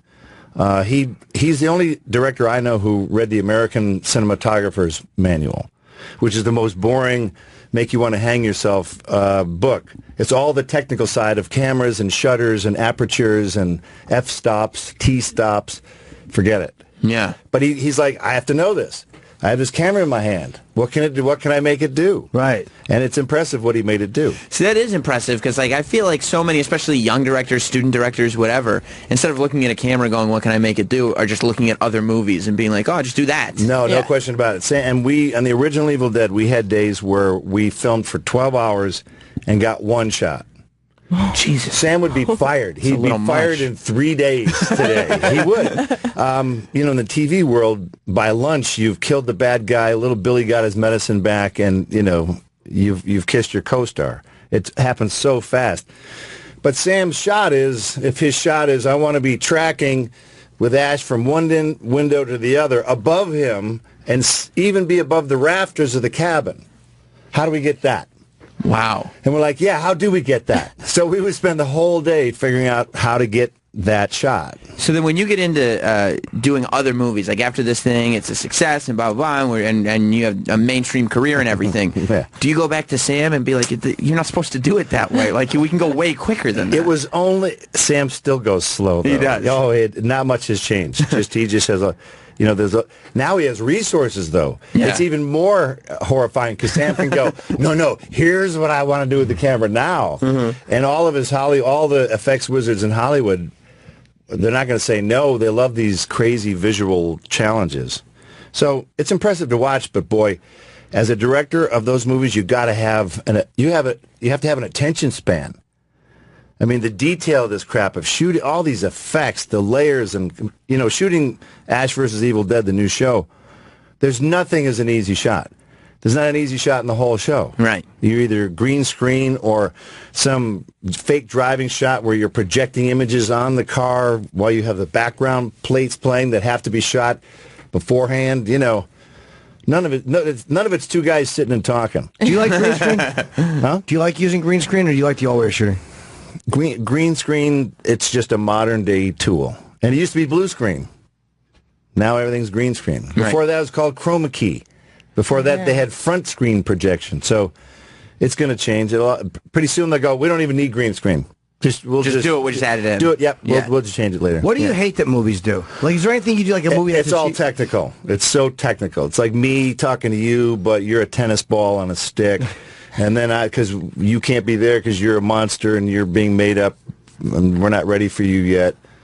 It's all that. It's the deconstruction of a scene of just two guys talking, and now it's got to be broken into 47 components. Yeah. It's tedious. Movies are really tedious. I loved it. That's why I like TV. Well, let's go, man. We're shooting. You're on set at 7. That first shot is about 7:20. Yeah, right. You don't like saying it's a real case to sit around and wait. Hurry up and wait. God damn it! I fucked it up. Worst. And by the way, the show is 8:00 on Stars. Yes. On Sunday night. Ash vs. Evil Dead. When you did Fargo, did they do Fargo? Because I mean, that is one of the greatest TV series they've done in quite some time. Fargo, the movie, or the TV show? The TV show. I'm the only actor who's been in both. Were you in the movie? Hell yeah. I told you he was in the movie. He didn't believe me. I did say it. When the guy's putting the leg in the chipper, it's near the end of the movie. The other guy's watching a shitty soap opera, and I'm in the shitty soap opera. And so did they film the soap opera for the... No, the Coen Brothers, the producer of the Coen Brothers was an old high school buddy of mine. He knew that I had done a really bad soap opera years before, and he goes, it's great. He goes, let's just get the footage. Just get the rights to it. It costs like $1. So that's what they did. It was something we had filmed years before. And then did the people who did the TV show, did they have any idea that connection existed? No. No. So that was just a happy coincidence. Except for the same producer, John Cameron. So he then brought me in to do Ronald Reagan. Right. You did. You sat down and you said, "Well, you did a little Reagan there when you first." There you go again. How can you not? Once you look, my kids grew up in the Reagan era, all the '80s. You couldn't get the guy off TV. Yeah. There you go. He was the scolder in chief. You do Reagan, I do Clinton. That's awesome. Now, what's your Clinton? Let's hear a little bit of your Clinton. Fuck the black hooker behind some bushes. That's perfect. So it's not really how he does it; it's what he says. That's it. It's the content. Okay. Wow. That's dead on. Oh my God, Bill, are you here? I Oh my looked over my God. shoulder. I was like, I think it's here. That's actually an excerpt from his autobiography. I Oh believe. man. Yes. Well, you'll appreciate. I met him once. I met him in Miami. How was he when you meet him? Hilarious. He is, right? Oh, it was a function for Haiti, some relief thing. I know it. I saw you and Eve. I've chased women through the woods You're like close. that. You're close. You're close. He yells like that. No, doesn't we got the guy who was his assistant told us, me and the star of Burn Notice, he goes, if you guys get near the end of the line, he'll have more time. If you get near the front of the line, he's got to blow past you. Yeah. We're like, good advice. Yeah. Got way near the end. We're 20 feet away. He looks over at us. He goes, oh, man. Hey. It's sort of like how you did it. Oh, I love your show. And we literally, both of us, we looked behind us. We were like, he's not talking about us, is he? Yeah, you thought maybe Dennis Hoff from the Bunny Ranch. Exactly. So we finally get up there, and he says the words. He goes, Burn Notice is my favorite show. You play my favorite character. He's saying this to me. Sam, we're both over the hill warriors. I'm like, what? Oh my God. Bill Clinton was watching Burn Notice? Yeah, because he goes, Hillary's gone all week. This is when she was Secretary of State. So I'm home. I watch the show. Oh, it's a good show. Where's the girl? He did end it with that. Where's the girl? That's got to be pretty great. That's hilarious. He said he did it when Hillary had pneumonia. Bill was like, "Well, I watch a lot of TV. I saw on TV that she had pneumonia. I guess he's just watching all his Oh, programs." I'm telling you, man, I watch the show all the time. It's my favorite character. No, he needs. Well, that was his cover show because he has to explain what he does when she's gone. I was watching Burn Notice. Burn Notice, my favorite show. Those ladies are lying. I was watching a Burn Notice marathon. Right, and USA would be running Burn Notice like nonstop. So it's like you're all good. You're all good. I like to go in the basement just like Evil Dead. Yeah. It's the one show that you could pick and it would make sense. It's like Law and Order. Right. The other Right. one. Burn Right. Notice and Law and Order. Perfect. What I was going to ask about Fargo was, did they shoot that like a TV show or a movie? Sort of both. Yeah. They have instructions. They the show creator Noah Hawley they have rules because they don't want it to be un-Fargo-ish. Right. When the Coen brothers shoot their movies, Roger Deakins is the guy who's their cinematographer. They use certain lenses. They're not telephoto guys. When you look at a Coen brothers movie, for some reason they like to kind of be with you in the room. They're not guys who shoot like 24. Right. Where it's like you're always on a 600 millimeter lens and they're finding you down the street because they think it looks cool. You can't. There's a certain rule like no lens deeper than a certain like focal length. Yeah. Because then it would not look like the show. So they have those kind of rules, but so it doesn't look like a standard. But the pace of it is TV pace. Or not really. Shooting it's weird. They don't race along. Huh. And it was funny to hear Kirsten Dunst go, oh, the workload of television. I'm like, yeah, welcome to the program. It's a workload. You got to do it. Yeah. Yeah. I thought you were going to ask. No. You had a question, so No, I didn't want to interrupt you. Well, there you go. No, we're being very courteous to each other. I was It's really going to ask. irritating. It's really courteous really moment. irritating. I was going to ask if there were if Bill Clinton was like the peak of sort of famous. I mean, Bill Clinton is beyond famous, but notable fans to stuff that you've done. Beyond Burn Notice and any, whatever. Well, who could possibly be bigger than... Right? Did you ever get an email from Bin Laden? But we had heard Alice Cooper. Alice Cooper's favorite horror film is Evil Dead. That's cool. That's pretty good. Yeah. Coming from him. I think Charlie Sheen likes to smoke marijuana and watch Evil Dead 2. Oh, that's great. But Should be watching Philadelphia. Philadelphia? Smoke marijuana and watch Philadelphia? Sure. Because it becomes funny? Oh, my God. I've never heard of that. Something Jim's done in his past. Well, I was saying, there's a little tie in there. That sounds cynical. Yeah. Oh, my God. Come on. We're going to watch Philadelphia. Yeah. What do you think makes a great horror film? What do you think makes a shitty horror film? Because it's weird what works and what doesn't work. Like, you watch a horror movie and it just, like, The Evil Dead, even the new one was fucking Friday. It just captures something. And I can't describe whether it's tension or it's just a creepy atmosphere, but so many movies miss it, and then some movies just have that. This whole phase, there was a phase that's sort of ending. It was torture porn. Yes. where you put a guy's wiener in a vice and poke it with a stick for half an hour. Sure, That's like, those. you know what? You can do that. And in filmmaking wise, that doesn't really require any skill. What takes the skill is building suspense. It's really the same old stuff of figuring out what a scene is, like how to mount a scene, how to stage a scene, for one, like where to even put the actors. And if a director doesn't know how to do that, a scene's going to play weird. And if a director's not on top of his actors, it's going to seem weird. Like Evil Dead, unfortunately, the original one, comes across as funny because you have inexperienced actors saying crappy dialogue.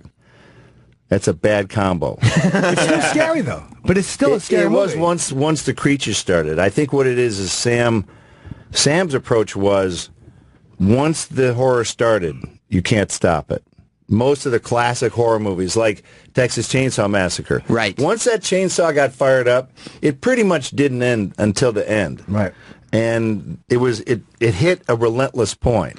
Yeah, because before it's a horror movie in Texas Chainsaw Massacre, just annoying Franklin in his wheelchair. Yeah. You're like, what are you watching? Yeah. and then it busts open. Yeah. The Hills Have Eyes, the same sort of old classic 70s That's the first rated R movie I ever saw was on Wameco Home Theater, WHT. My friend Bill D'Angelo. I love Bill D'Angelo. Yeah, Bill D'Angelo. And his parents had WHT, and The Hills Have Eyes is the first rated R movie. That's a scary-ass movie. It's a terrifying movie. Do you know that started a trend? In The Hills Have Eyes, there's a poster of Jaws that's torn in half. Because it's the future and... No, it's because... Hold on, his stupid anticipatory guess was terrible. You were courteous before. Meaning that whatever happened in that movie, it's nothing like what's going on in here. Right. So in Evil Dead, we took a Hills Have Eyes poster and put it in the basement and tore that in half. So does it actually give a message to the audience that this is nothing compared to what you're seeing here? Exactly. Because that's a movie, but this is real. Yes. Yeah. Then and this is all Wes Craven back and forth with Sam Raimi. And then in Evil Dead, what was the first Nightmare on Elm Street? Nightmare on Elm Street, yeah. Kid's watching TV late at night, he's watching the Evil Dead. He's watching Evil Dead. So then when we did Evil Dead 2, we took Freddy's hand, Freddy's claw, and put that in the work shed. So they've been sort of communicating little props back and forth for years. Cool. Does it make you scarier because it's like, hey, people watching the movie have seen Jaws or they've seen The Evil Dead, so it's like, okay, that's actually relatable because I've seen that movie and they see it as a movie, so that's realistic. It's all subliminal torment. Oh. Yeah. Horror works on many levels. Do you know what was a scary movie? Was The Conjurings were scary movies. I thought the first one and the second one were pretty... Yeah, I like The Conjuring. But you said that you have to keep the horror going. Those are ones that will kind of like back off a little bit and then go... Maybe there's just a different pace in those? It's more the suspense stuff. Or did you not think they were scary? I like stuff with pace. I do, once stuff gets going. Horror movies can get slow because they think that slow, brooding shots are what it's all about. That's actually fine. And in the original Evil Dead, there are little slow moments, but they're just breathers until it starts again. Let your ears clear. Do you still try to see everything? Or not really anymore? When you say see everything. Like movie. Like, do you still consider yourself can you like... still enjoy horror films? Sure. You can kind of know how it's all made. I love the process. I still love the business, but when I go to see a movie now, I watch actors look at their marks. It's all still too technical. You see actors looking at their marks? Oh, hell yeah. Oh, there's some great ones. Seriously, and it's a little flick of the eyes. It's all it is. But I know what they're looking for. What's a good one? I'm not gonna out any of my brother, sister actors, but it's when you have to run, and they're using telephoto lens, and then you have to hit a mark. And so you have to run. You know it wasn't in the theory of everything. Because he's in a wheelchair. Bill Clinton is chasing you and you're running. Oh, my God. You mean because Stephen Hawking has no use of his legs. Oh, my God. His mark, it's a chair. Yeah. So you get to the mark and you have to stop, but you've been running. Right. And you're not supposed to look at your mark, but you have to. Because otherwise, unless you have really good peripheral vision, you're going to miss your mark. And if you miss your mark, you're out of focus. It's that simple. So you go... Where is it? There it is. Everyone is now going to look for that. I never thought to look at that. Bad. Believe me, I've been on sets. I never thought to. And I'll tell you, the other thing is watching actors save a line. They'll be in the middle of a line, and I know that they're halfway toward fucking that thing up, and they're going to They're going to pull their way out of it. Yeah. Shatner's the best at it, because I watched T.J. Hooker. So he's good at almost butchering one and then fixing it? Normally, Shatner talks at a pretty lightning fast pace. He's William Shatner. He's talking. And when sometimes the lines aren't as obvious to him, he slows down. Becomes more deliberate in his approach. Until he gets it, then he's back speeding up again and talking. So some actors you can save a line because you're like, I'm not doing this again. Wow, you can see them actually doing it. Yeah, you see them bogged down, and then but the great thing is watching them claw their way out of it. But is that almost without making them look like they're clawing their way out of it? That's a gift. And it might make it look more natural too, because that's when sometimes you're talking, you don't know exactly what you're going to say, so you stop and. That is true. Right. There's a lot of old timey actors. They would talk like that, like radio announcers, right? With all the perfect pacing, because that's kind of how they were taught. And then you get into John Cassavetes, more of the avant-garde stuff, and you want actors to not act. Yeah, it's weird. I can't watch a lot of the older films. You know what I mean? The early De Niro's, they got into more of the mannerisms and stutters and sniffles, and a lot. Actors now, this is my favorite. Okay, so say some lines of dialogue to me. I don't know. For dinner, I was thinking maybe we can get some chicken or something. What do you think? Why is Bruce is looking around. I'm like, what are you looking at? He's looking all around the room. At? Me? And now I'm going to be that same actor. Okay. Yeah, I'm going to go to the store. I don't know. Get some chickens. I don't know, maybe some donuts or whatever. I'm like, what are you looking at? He's looking all around the room. Because is it because actors feel like they have to be doing something to make this special? I think so. They have to have something else going on. So the audience goes, what is he doing? Isn't that He's like compelling? It's a Mickey Rourke. That's almost like a Mickey Rourke. It is. And you watch some actors the very first time and you go, oh my God, they're amazing. And you see him the second time, you go, oh. He's doing the thing. That's his thing. No, that's his shtick. Yeah. You go, Nick Cage. And it's partly depressing, I must say. Okay, because that reminded me of a Mickey, like just a mysterious guy looking beyond and not kind of. Mickey Rourke was great at that. Yeah, he was amazing. Philip Seymour Hoffman had a great way. Watch him, not the bomb looking maker in Body Heat. Watch him. He's when he's making his little bomb, he's got these little ticks. He's explaining it. You know, here's what you want to do with your thing. He was really smooth. Mickey Rourke. Yeah. Now he's lumpy. Yeah, but he was smooth before. Smooth then. It's interesting that you bring up the stuff about the horror movies and pacing, and because I feel like it's such a delicate balance. Like, have you seen Don't Breathe? I haven't, but I've said that while fucking. Hey, lady! It's the same filmmaker from the Evil Dead remake, right. So I'm a big fan of Fede Alvarez. This is Fede Unchained. It's interesting too because I've seen it, and it is absolutely one of the things that kind of starts, where's this going, and then it is unrelenting. I mean, it starts to drift into gore porny stuff. Not gore porn, but there's some stuff that is just like so squeamish that you're like, Jesus Christ. Yeah, you have to look away. But there's a cup of jizz in it at one point that you're just like, I don't know. Right. Sure. Reminds us of work. Full cup of jizz. Wow. Jizz breakfast. But it is completely unrelenting. It is that style. Well, that thing came out of nowhere, and it was tracking lower than what they thought. They were like, oh, another ho-hum release, and it went, it popped. Because word of mouth, I think it still exists. Yeah. They go, man, you got to see that movie. You got to see that movie. What's a movie that scared the shit out of you? The Tenant by Roman Polanski. I don't know if I saw that. Very obscure. It came out in like 76. I saw it in college. There's no blood. There's no monster. There's no... I'm trying to think of only a couple of people wind up losing their actual life. But that thing stuck with me for weeks after because it made me think I was going crazy. Because the lead character was being driven insane. And to me, that's good horror. Where you go, what is that? It's like The Sixth Sense. Yeah. It's a really clever movie. Again, if you see that movie again, you go, oh... But, the first time you go, really, because it's messing with your head. Very successful movie. I never heard of The Tenant. Yeah. The Tenant. It's again very obscure, but it's like, wow, when filmmakers go creepy. Do things like you talk about Roman Polanski? Do things like Rosemary's Baby?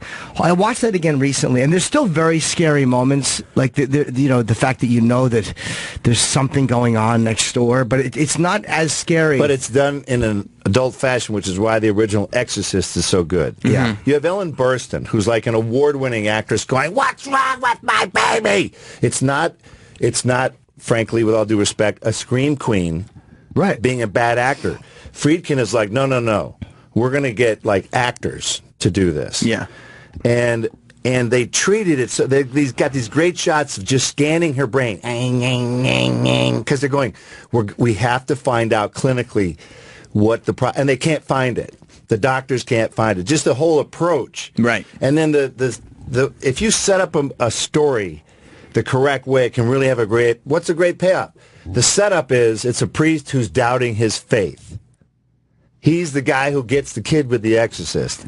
Are you kidding me? Yeah. That's slam dunk. Yeah. Who are you going to torment? A priest full of conviction? Bullshit. The guy, he will not get scared or anything. Right. You go after a guy who's like, I'm not sure if I'm cut out for this. And that's one of those little elements that's what makes it good storytelling. Because now you're, as an audience, now you're scared. Yeah. You know, the fact that Bruce Willis in the air duct in the original Die Hard, he was an L.A. cop. Why not make him an accountant? Right. He's just a random guy who doesn't know shit, but he's smart. Yeah. And he learns, and he finds a gun. He's never fired a gun in his life. How does this work? Right. Now I'm scared. But if he's the ex-LA cop, that's just a writer's cop-out. Yeah. That's a good point. Because I pitched it to a Hollywood writer. I go, why didn't they do that with an accountant? He goes, how would he have won? I'm like, that's your problem. Right. Yeah. As a writer, figure it out. Right. But as an audience member, I'd be terrified if that guy is an accountant. You're less invested if he's a cop because a cop has those tools already. Yeah, he should. Yeah. And if he doesn't get out of it, you go, what a lousy cop. Yeah. Good, he should have been killed. He was terrible at his job. Wow, that's fascinating. Exactly. And The Exorcist, by the way, they remove all other options so it can only be an exorcism. It can only be that. And it makes it realistic. And they also got Linda Blair. They got choice casting. Yes. Again, choice. It was a good move. It was a good decision. Yeah. And look, William Friedkin is a very intense filmmaker. And he's at the height of his powers there. Yeah. You know, filmmakers at the height of their powers are great. Did you see, I know we have to wrap up, did you see Part 3? Part 2 was not good, The Exorcist Part 2. Linda Blair was also in that. But did you see Part 3, which was kind of an extension of Part 1? No, because Part 2 sucked so bad I didn't see I'm telling you, Part 3 of 1990 was 17 years later, and it picks up. It's really good. No, I know. I'm telling you, it sounds like it's going to be terrible. Me and my buddy watched it as a joke, and we were like two fucking teenage girls, just frightened, not just because we were dressed that way, but we were really frightened watching it. It was with George C. Scott, who plays the part that Lee J. Cobb played. Right. And the priest is in it, and also Brad Dourif is in it. It sounds horrible. I'm telling you. Horrible. Part 3 is good. But I tell you, sometimes it's good to bring back a franchise years later. For instance, Ash vs. Evil Dead. Yeah. It's Sundays. on Stars. Back from the dead. Sundays at 8 p.m. You can go to bruce-campbell.com or at Groovy Bruce. Always good talking to you, man. Thanks for having me. One of my favorite guests ever. Thank you very much. What, can you say something as Reagan? Well, there you go again. Well, they are barbarians. We'll start bombing in 5 minutes. Well, Nancy, there we go. I had my salad tossed by Cicely Tyson. We'll be right back. Jim Norton and Sam Roberts will be back after this. Comedy Central Radio brings you the biggest names in comedy. All day long, you'll hear from the best stand-up comedy from Comedy Central's massive library. Every weekday night, you'll hear 2 half-hours of comedy for your drive home. We've got holiday specials and guest comedian takeovers. You never know who will stop by. We're Key Appeal. And on Mondays and Wednesdays, it's time to get burned. We're live at 6 p.m. Eastern with The Bonfire with Big J. Okerson and Dan Soder. And The Daily Show.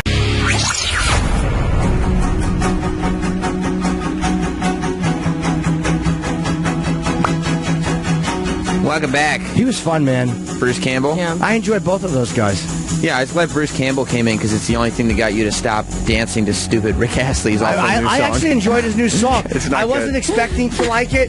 It's not necessarily what a guy like me would like. By that, I mean like a more modern, contemporary person like myself.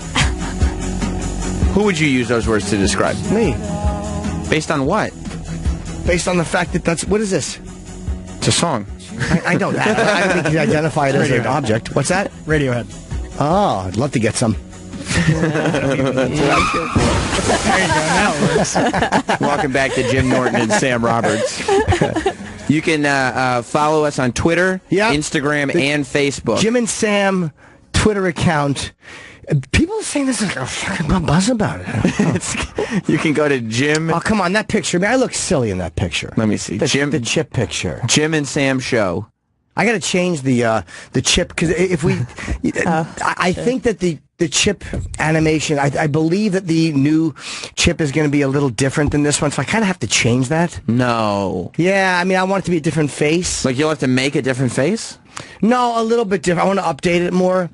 What are you thinking? Can we see a sneak peek? I know I have it. It's one of the other pieces of artwork I've gotten that I like better than the one we actually used. So I may have to change the avatar on my Chip fucking. On Twitter. On Twitter, yeah. But I'm looking. This is making me think of it because this right here. That's a really good picture of Chip Chipperson. It's a very bad picture of Jim Norton. I look like a real asshole. Yeah. Chip looks cool. No, that's true. Yeah. Throw the deuces up. Yeah, so I may have to make that my avatar. Well, if we want to set up a poll, we could do it at the Jim and Sam Show Facebook page. It's just a way to Facebook.com/Jim and Sam Show. How good did Powell look yesterday? Oh, my God. She's sexy. Yeah. Oh, my God.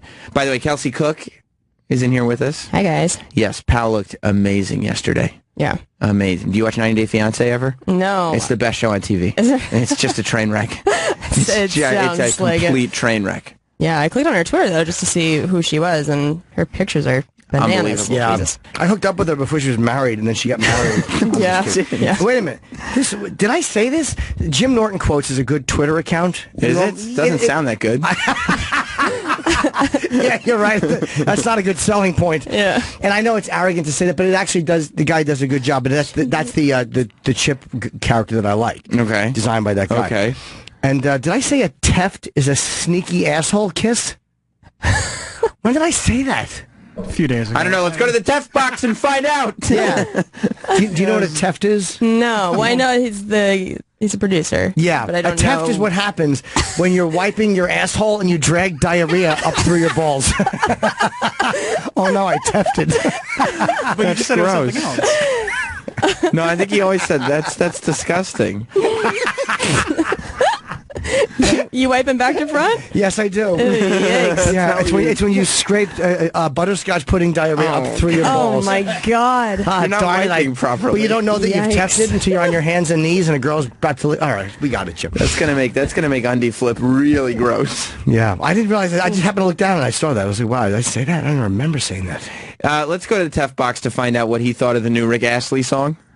I'm not going to deny it was a little catchy. What? It wasn't, thank you. It wasn't. I've got angels. You've got angels. Or was it angles? I didn't quite hear it. How's it go? It was angels. Why would anyone have angles? I got fucking... What's the angle? Yeah, exactly. What's they got the opinions angle? on things. You know, it gets Got to interview him. What's the angle? because hot takes didn't fit into the song. I got hot takes. What's the... can we hear that one second again? Just for a second. No. No.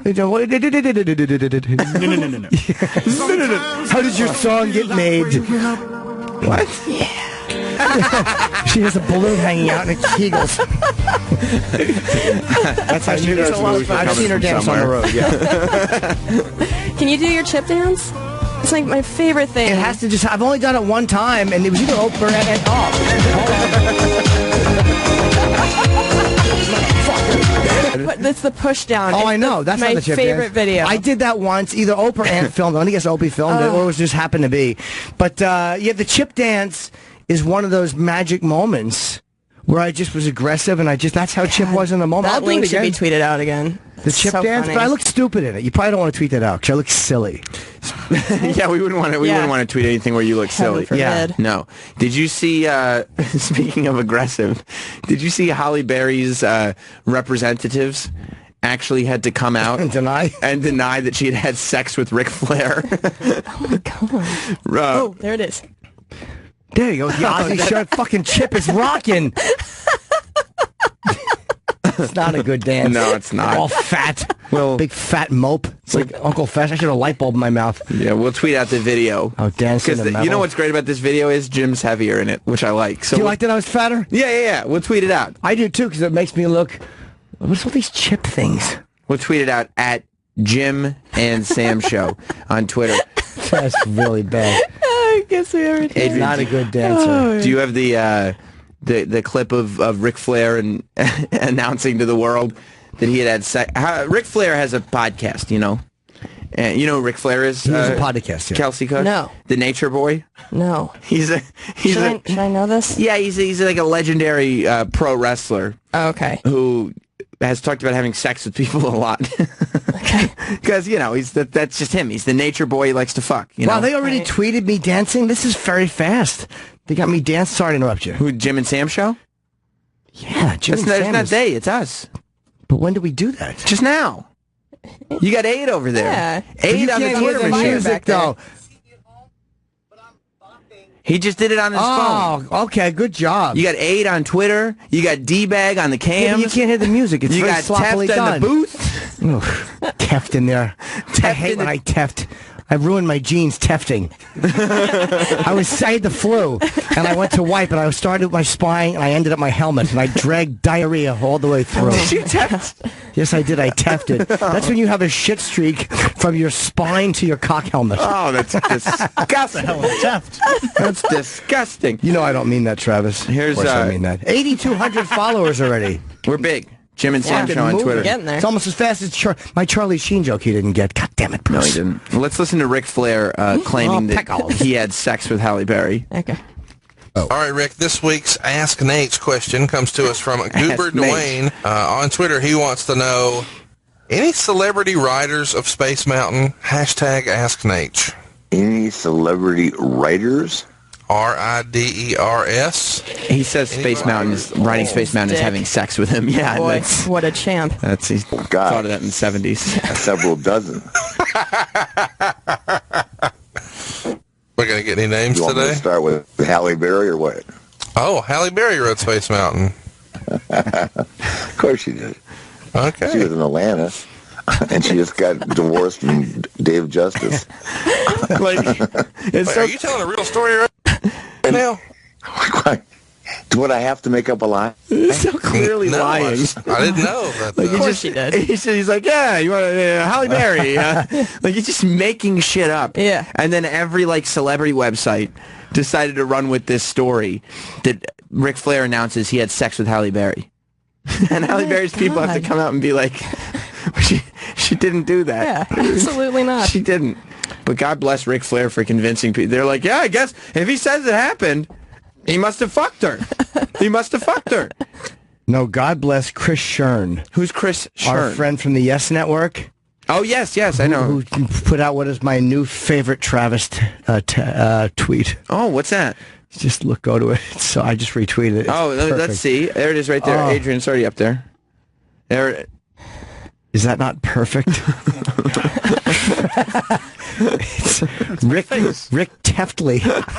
It's Travis on Rick's face, and it's perfect. People are very creative on Yeah, you really look like you're singing. I'm never going to give it up. Yeah. And by there should be a big dick by you when you're saying that. Never going to give it up. That's what people should start doing is... Because Travis has made so many stupid faces for photos that they're perfect for photoshopping.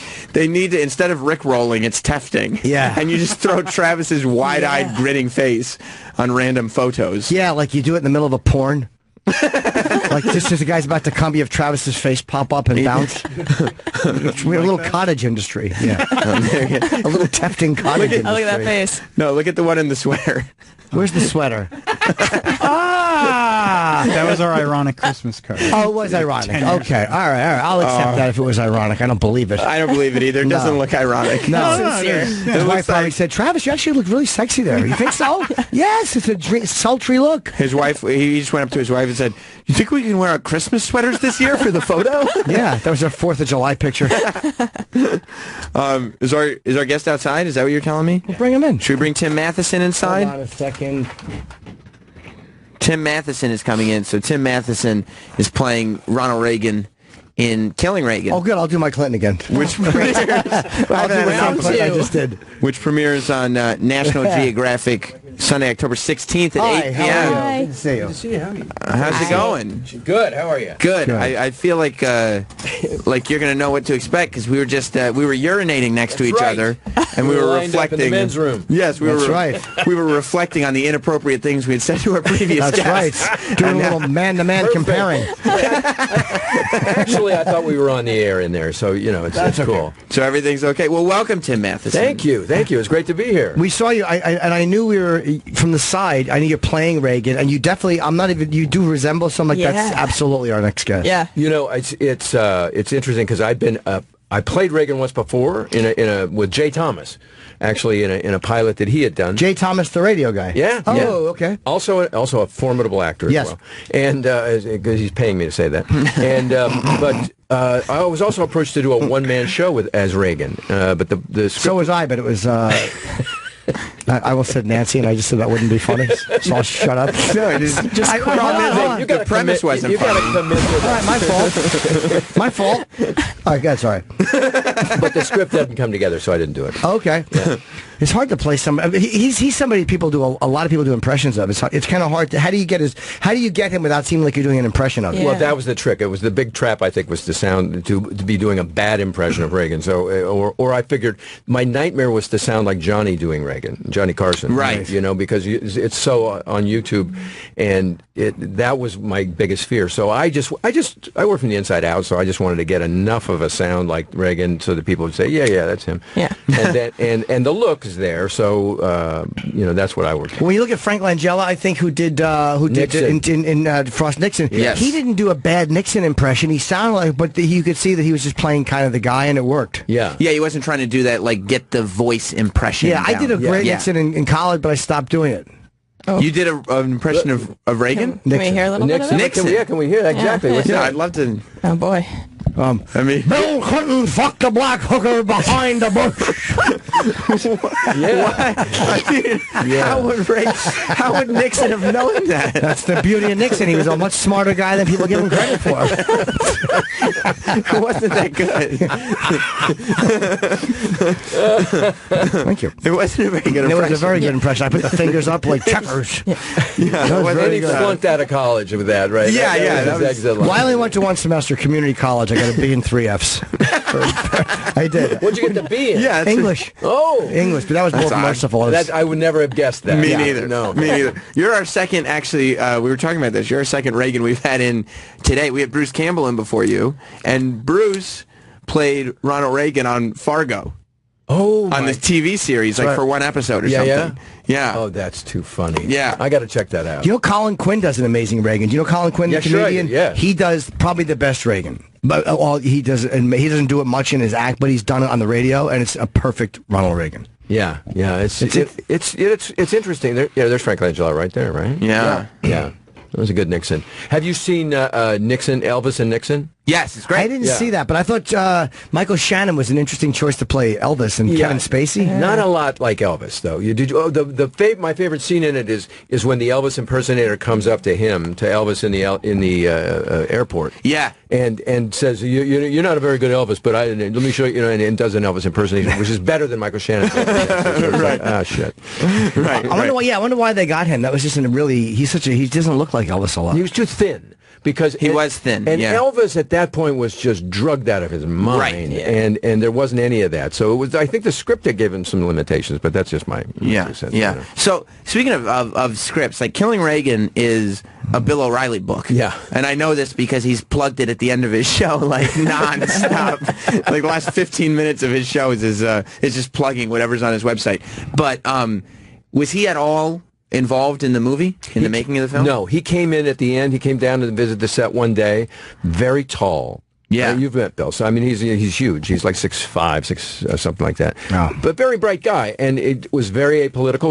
We didn't discuss politics, so none of that came up. And I just found him very smart. Mm-hmm. And it was an astute thing, this series of books. It would be a career for the normal person in addition to what he does at Fox. So it's really smart, this drama, the killing of series that he's done is great. And with Reagan, it's interesting because he's not killed by the assassin. So his story goes on after he's been shot. So it's a little different than all the others. So it's about Hinckley and leading up to... Exactly. Okay, yeah. Because he did O'Reilly's done a series of books. He did Killing Kennedy, and he did Killing Jesus. He's done all of them. And you're right, it would be a career, and he's smart to then turn them around and turn them into movies. And there's 5 more of these that are coming, and I think they're I forget what's going next, but Killing Michael Jackson. It's the Dr. Conrad Murray story. Very nice. You should pitch that. Do you worry at all? Because I mean, it's a good thing because he's going to promote the shit out of the movie on his show, which has a huge audience. Smart. No, you're right. My ears are not garbage cans. You're right, Jim. I shouldn't have. It's a huge promotional tool, but you're not apolitical. You're pretty, on Twitter, you're pretty clear about your opinions and that you're a Hillary Clinton supporter and very, very against Donald Trump. Are you worried that, people on the O'Reilly side of things are going to find out about you through the movie or, think, oh, let me check him out on Twitter? And then be like, wow, this, When I do O'Reilly, I'm going to do O'Reilly tonight, I think, and Fox and Friends tomorrow. I'm chicken shit. I'm not going to say anything political. I'm just going to go, no. Vote. Right. I'm not going to tell you who to vote for, but when I go there, I'll just be apolitical. But, because on Twitter, you're not even sort of apolitical. No. You're very, very clear. Well, that's the best part, though, is that you get all these O'Reilly fans to come in there, and then they see that you're a big Hillary supporter, and then you go, and I played your favorite son, you shitheads. And you point at them. They get so upset on Twitter. I used to like you. Fuck you. You asshole. And you how could you support Benghazi? That's not what I meant, but they go nuts on it. Yeah. They go and it's people like, I've grown up watching you and blah, blah, blah, and you betrayed me. You did. Yeah. And you're like, you could still watch the movies. It's just politics. And the movie itself is not about the politics, right? Because as I've said, you can't act the politics. You can only act the person and the inner spirit of that. And really what it's the Killing Reagan is basically a story about John Hinckley and about the Reagans, and it's a love story about Ronnie and Nancy. It really is what that side of the story is in the White House. So that's really what it is, not his politics that much. So your basic thing is just get out there and vote. I like that. You're just hey, because I started the campaign years ago, which people were scared to get on board with.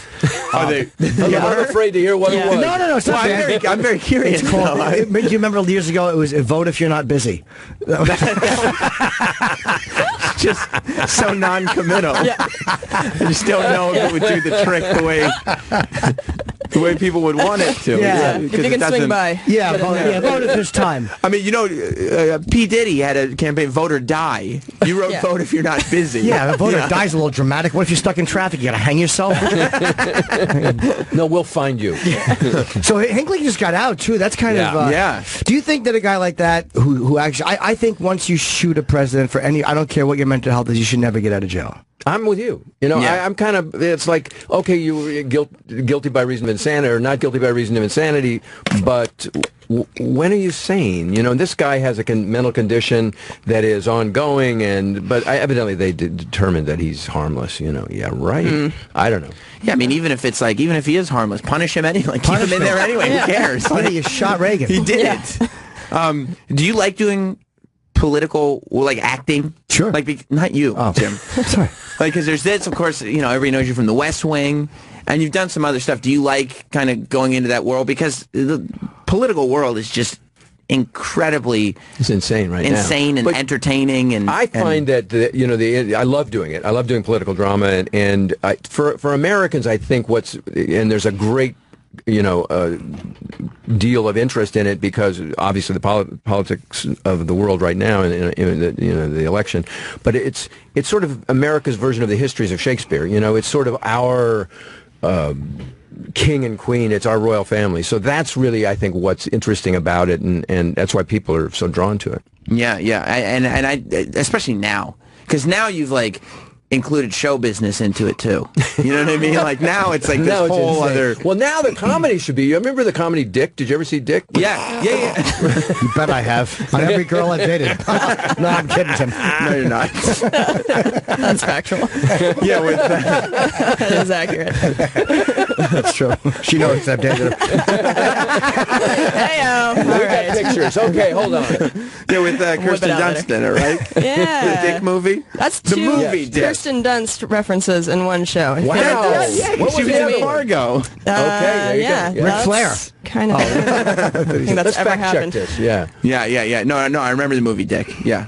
But it's, you know, so I think there's a tremendous capacity for that kind of, and appetite for that kind of drama. Do you try to go back into, like, comedy with a certain sort of regularity, or do you just as it comes up? As it comes out, I love comedy. Yeah. You know, it's the hardest thing to do, but it's the hardest thing to find because it's the most difficult script to write. Right. As you know. Well, and especially, too, like, you do Animal House, and at such a young age, is it to then start looking at other comedy scripts? Does it become like, wow, but this isn't that? Yeah. A lot of that? Totally. Yeah. Totally. I mean, because there were so many things, oh, this will be like that. And, you know, it's like, it's not. I mean, we worked on the movie 1941, which is Spielberg, Bob Zemeckis film, you know, which was pretty good. Very underrated. It's underrated, but very it's underrated. pretty good. But there was a lot of the characters did the same kind of humor. And in Animal House, I did a verbal kind of romantic comedy, and, you know, Belushi didn't hardly have any. It was physical comedy, and everybody had a different kind of comedy that they did, every character. Yeah. Right. So it was a unique script, and it was way ahead of its time. But I'll tell you what, I love it. I think we might have even talked about this before. In the bathroom. Yeah, we did. I think you said something, and I went, oh.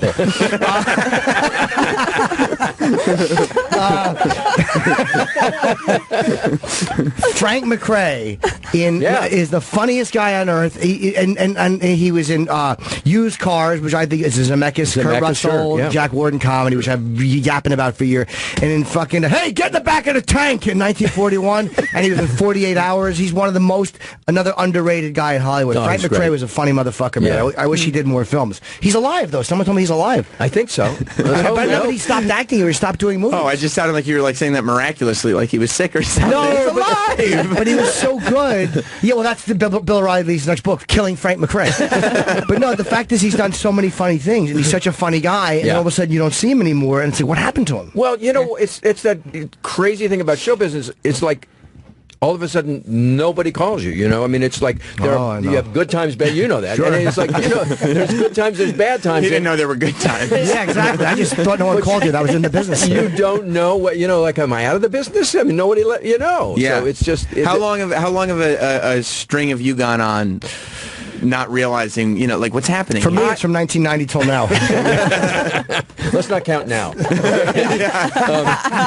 You know, I've hustled. I've started directing and producing, so I'm always doing something. And so you'll create a project for yourself if there isn't one. It was the only way I kept my sanity because you know, and that way I could be unemployed in two different jobs, acting and directing. But it was the best sort of fallback thing for me. So I just didn't lose my mind to sit by the phone and going, when's it gonna ring? You know that. So that's how I've approached it. And West Wing just got. I usually hate lists because I never make lists. But the Rolling Stone top 100 shows, I did look at it. I think West Wing was right ahead of MASH. I want to say it was 17 or 16, wow, and West Wing was 15 or 16. Jeez. Yeah. So that's a tremendously respected show. Yeah. How awesome is Martin Sheen?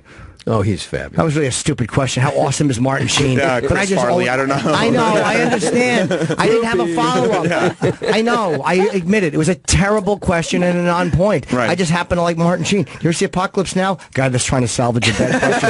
You ever see Apocalypse Now? That's where you were going with this. Absolutely. Absolutely. Do you watch movies and yes. think not you.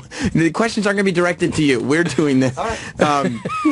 Be that way. Do you watch movies and think like, oh, that was mine, like that role, like, oh, I could have nailed that? No, I'm a great audience. I just go into the film, and I look at it more from a director's point of view, I think, than an actor. But I mean, I can appreciate the Sure. acting, and I'll definitely get inspired by films that I've seen. You know, and I saw Hamilton last night. The play? Yeah. Is the original guy, did he leave? He left.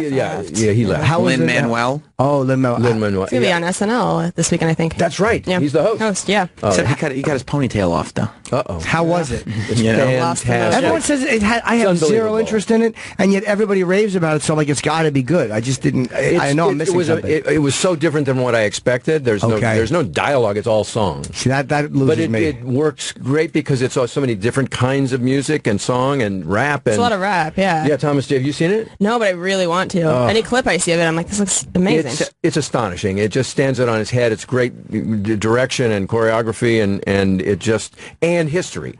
I'm very worried though when I look at it because I haven't seen it. I don't want to see it because I'm worried that it's like, like when you have the teacher that thinks he's the cool teacher and he starts rapping and he thinks that like he can relate to the kids and stuff like that. I love teachers like that. God, I'm not learning anything. I love that. I wanted to be a teacher. And Michelle Pfeiffer in Dangerous Mind inspired me to want to be a teacher. Do you remember that? Yeah, when she's giving paydays Dangerous out to Minds, yeah. She's giving out like candy bars to like the most dangerous kids that have ever been. I'm like, oh, this is what we needed. That's absolutely candy what we needed. bars. Exactly. Yeah. And turned him around, didn't it? Yeah. Hey, you put that gun away. Have a Mars bar. It's very believable. That's how you turn around inner city youth. But it wasn't. Hamilton wasn't like that. No, it's revolutionary. It's excuse the pun, and it's fantastic, and the music is wonderful. You know what play I like? Les Mis. Yes. But you can relate to it. Mis.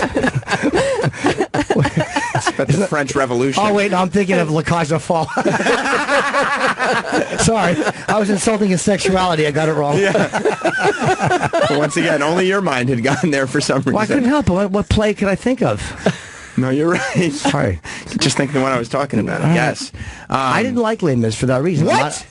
It reminded of you, right? Yeah, I don't like musicals. I did enjoy the Book of Mormon. I said it was one of the greatest things I've ever seen. That's right. It is a masterpiece. But I just never liked singing the dialogue. What do you think about Grease? What's that? Yeah, what about Grease? I use it, but I mean, otherwise I'd be sitting on a little donut. For my hiney. No, I know what it was for. Just disgusting. Just disgusting. But true. Yeah, no, accurate though. Accurate. What was everybody's got Chevy Chase stories now, and I feel like especially after that show Community, he came out of it looking very bad. Like everybody had stories about him being like an asshole and all this stuff. What was he like to work with as a young man? Well, Chevy on Fletch was where I worked with him. Yeah. He was clean. He had just sobered up, and he was on his best behavior. So he was great. But he patently admitted that he said, "I'm not an actor, so you try and break me up, improvise, throw lines at me, insult me." So I would, when we were doing his close-up, I would just riff on him and try and break him up, try and just shake him up, and somehow, because he knew that he wanted a real reaction there, because he couldn't act it, and but because he was very, very riffing, and it was fun to work with, and he had a great director, Michael Ritchie. And so it was great fun, but I think drugs were his problem, and I think that's what led him down a bad path. Okay. Right. Well, they're saying you have to go, but Killing Reagan premieres Sunday, October 16th at 8 o'clock, and you're going to be on the O'Reilly Factor. It's on National Geographic, by the way. Oh yeah, I should have probably said that. Nat Geo. That's awful. I just gave you a bad plug. I apologize. I basically just said it's on. Go find it, motherfuckers. Exactly. That was terrible of me. I should have said where you can find it. Yeah, October 16th. Just scroll through the dial. Exactly. Just start. Yeah, it's on somewhere. Yeah, it's in HD. Good luck to you. And Tim_Matheson is Tim on Twitter if you want to follow Tim. Thank you. But don't understand. We've set up what he does on Twitter, so don't just follow him just to be like you're an asshole. Like now. So if you don't want to read something that you don't agree with, you don't have to follow. Don't go upset yourself. So, we didn't even ask you to do rating. I never like to put people on the spot. I don't do impressions, though. I mean, it's like it's not. How do you do them in the movie? Well, what I did was I sounded like him, and I worked with because he had lowered his voice, and there you go again. I mean, it was just who's that? That was my Nixon. That was my Nixon. Yeah. So you play the guy. The old actor thing is you play. They say you play the man, not the uniform, right? Yeah, and it's because I would have just done a bad impression, and it's not my thing. So, so I just did it from the inside out. I think it's easier to get into a character like that. Like when I'm watching, I know we have to wrap up, but we talked about Frank Joe. Like if I'm not watching a guy do an impression, then you just give, okay, that's who this guy is. It's him, and then you just watch it. And Jim tried to get. Remember, what was it? Primary Colors, the Bill Clinton movie with Travolta. You wanted that role, right? Yeah, I mean, Mike Clinton is really good.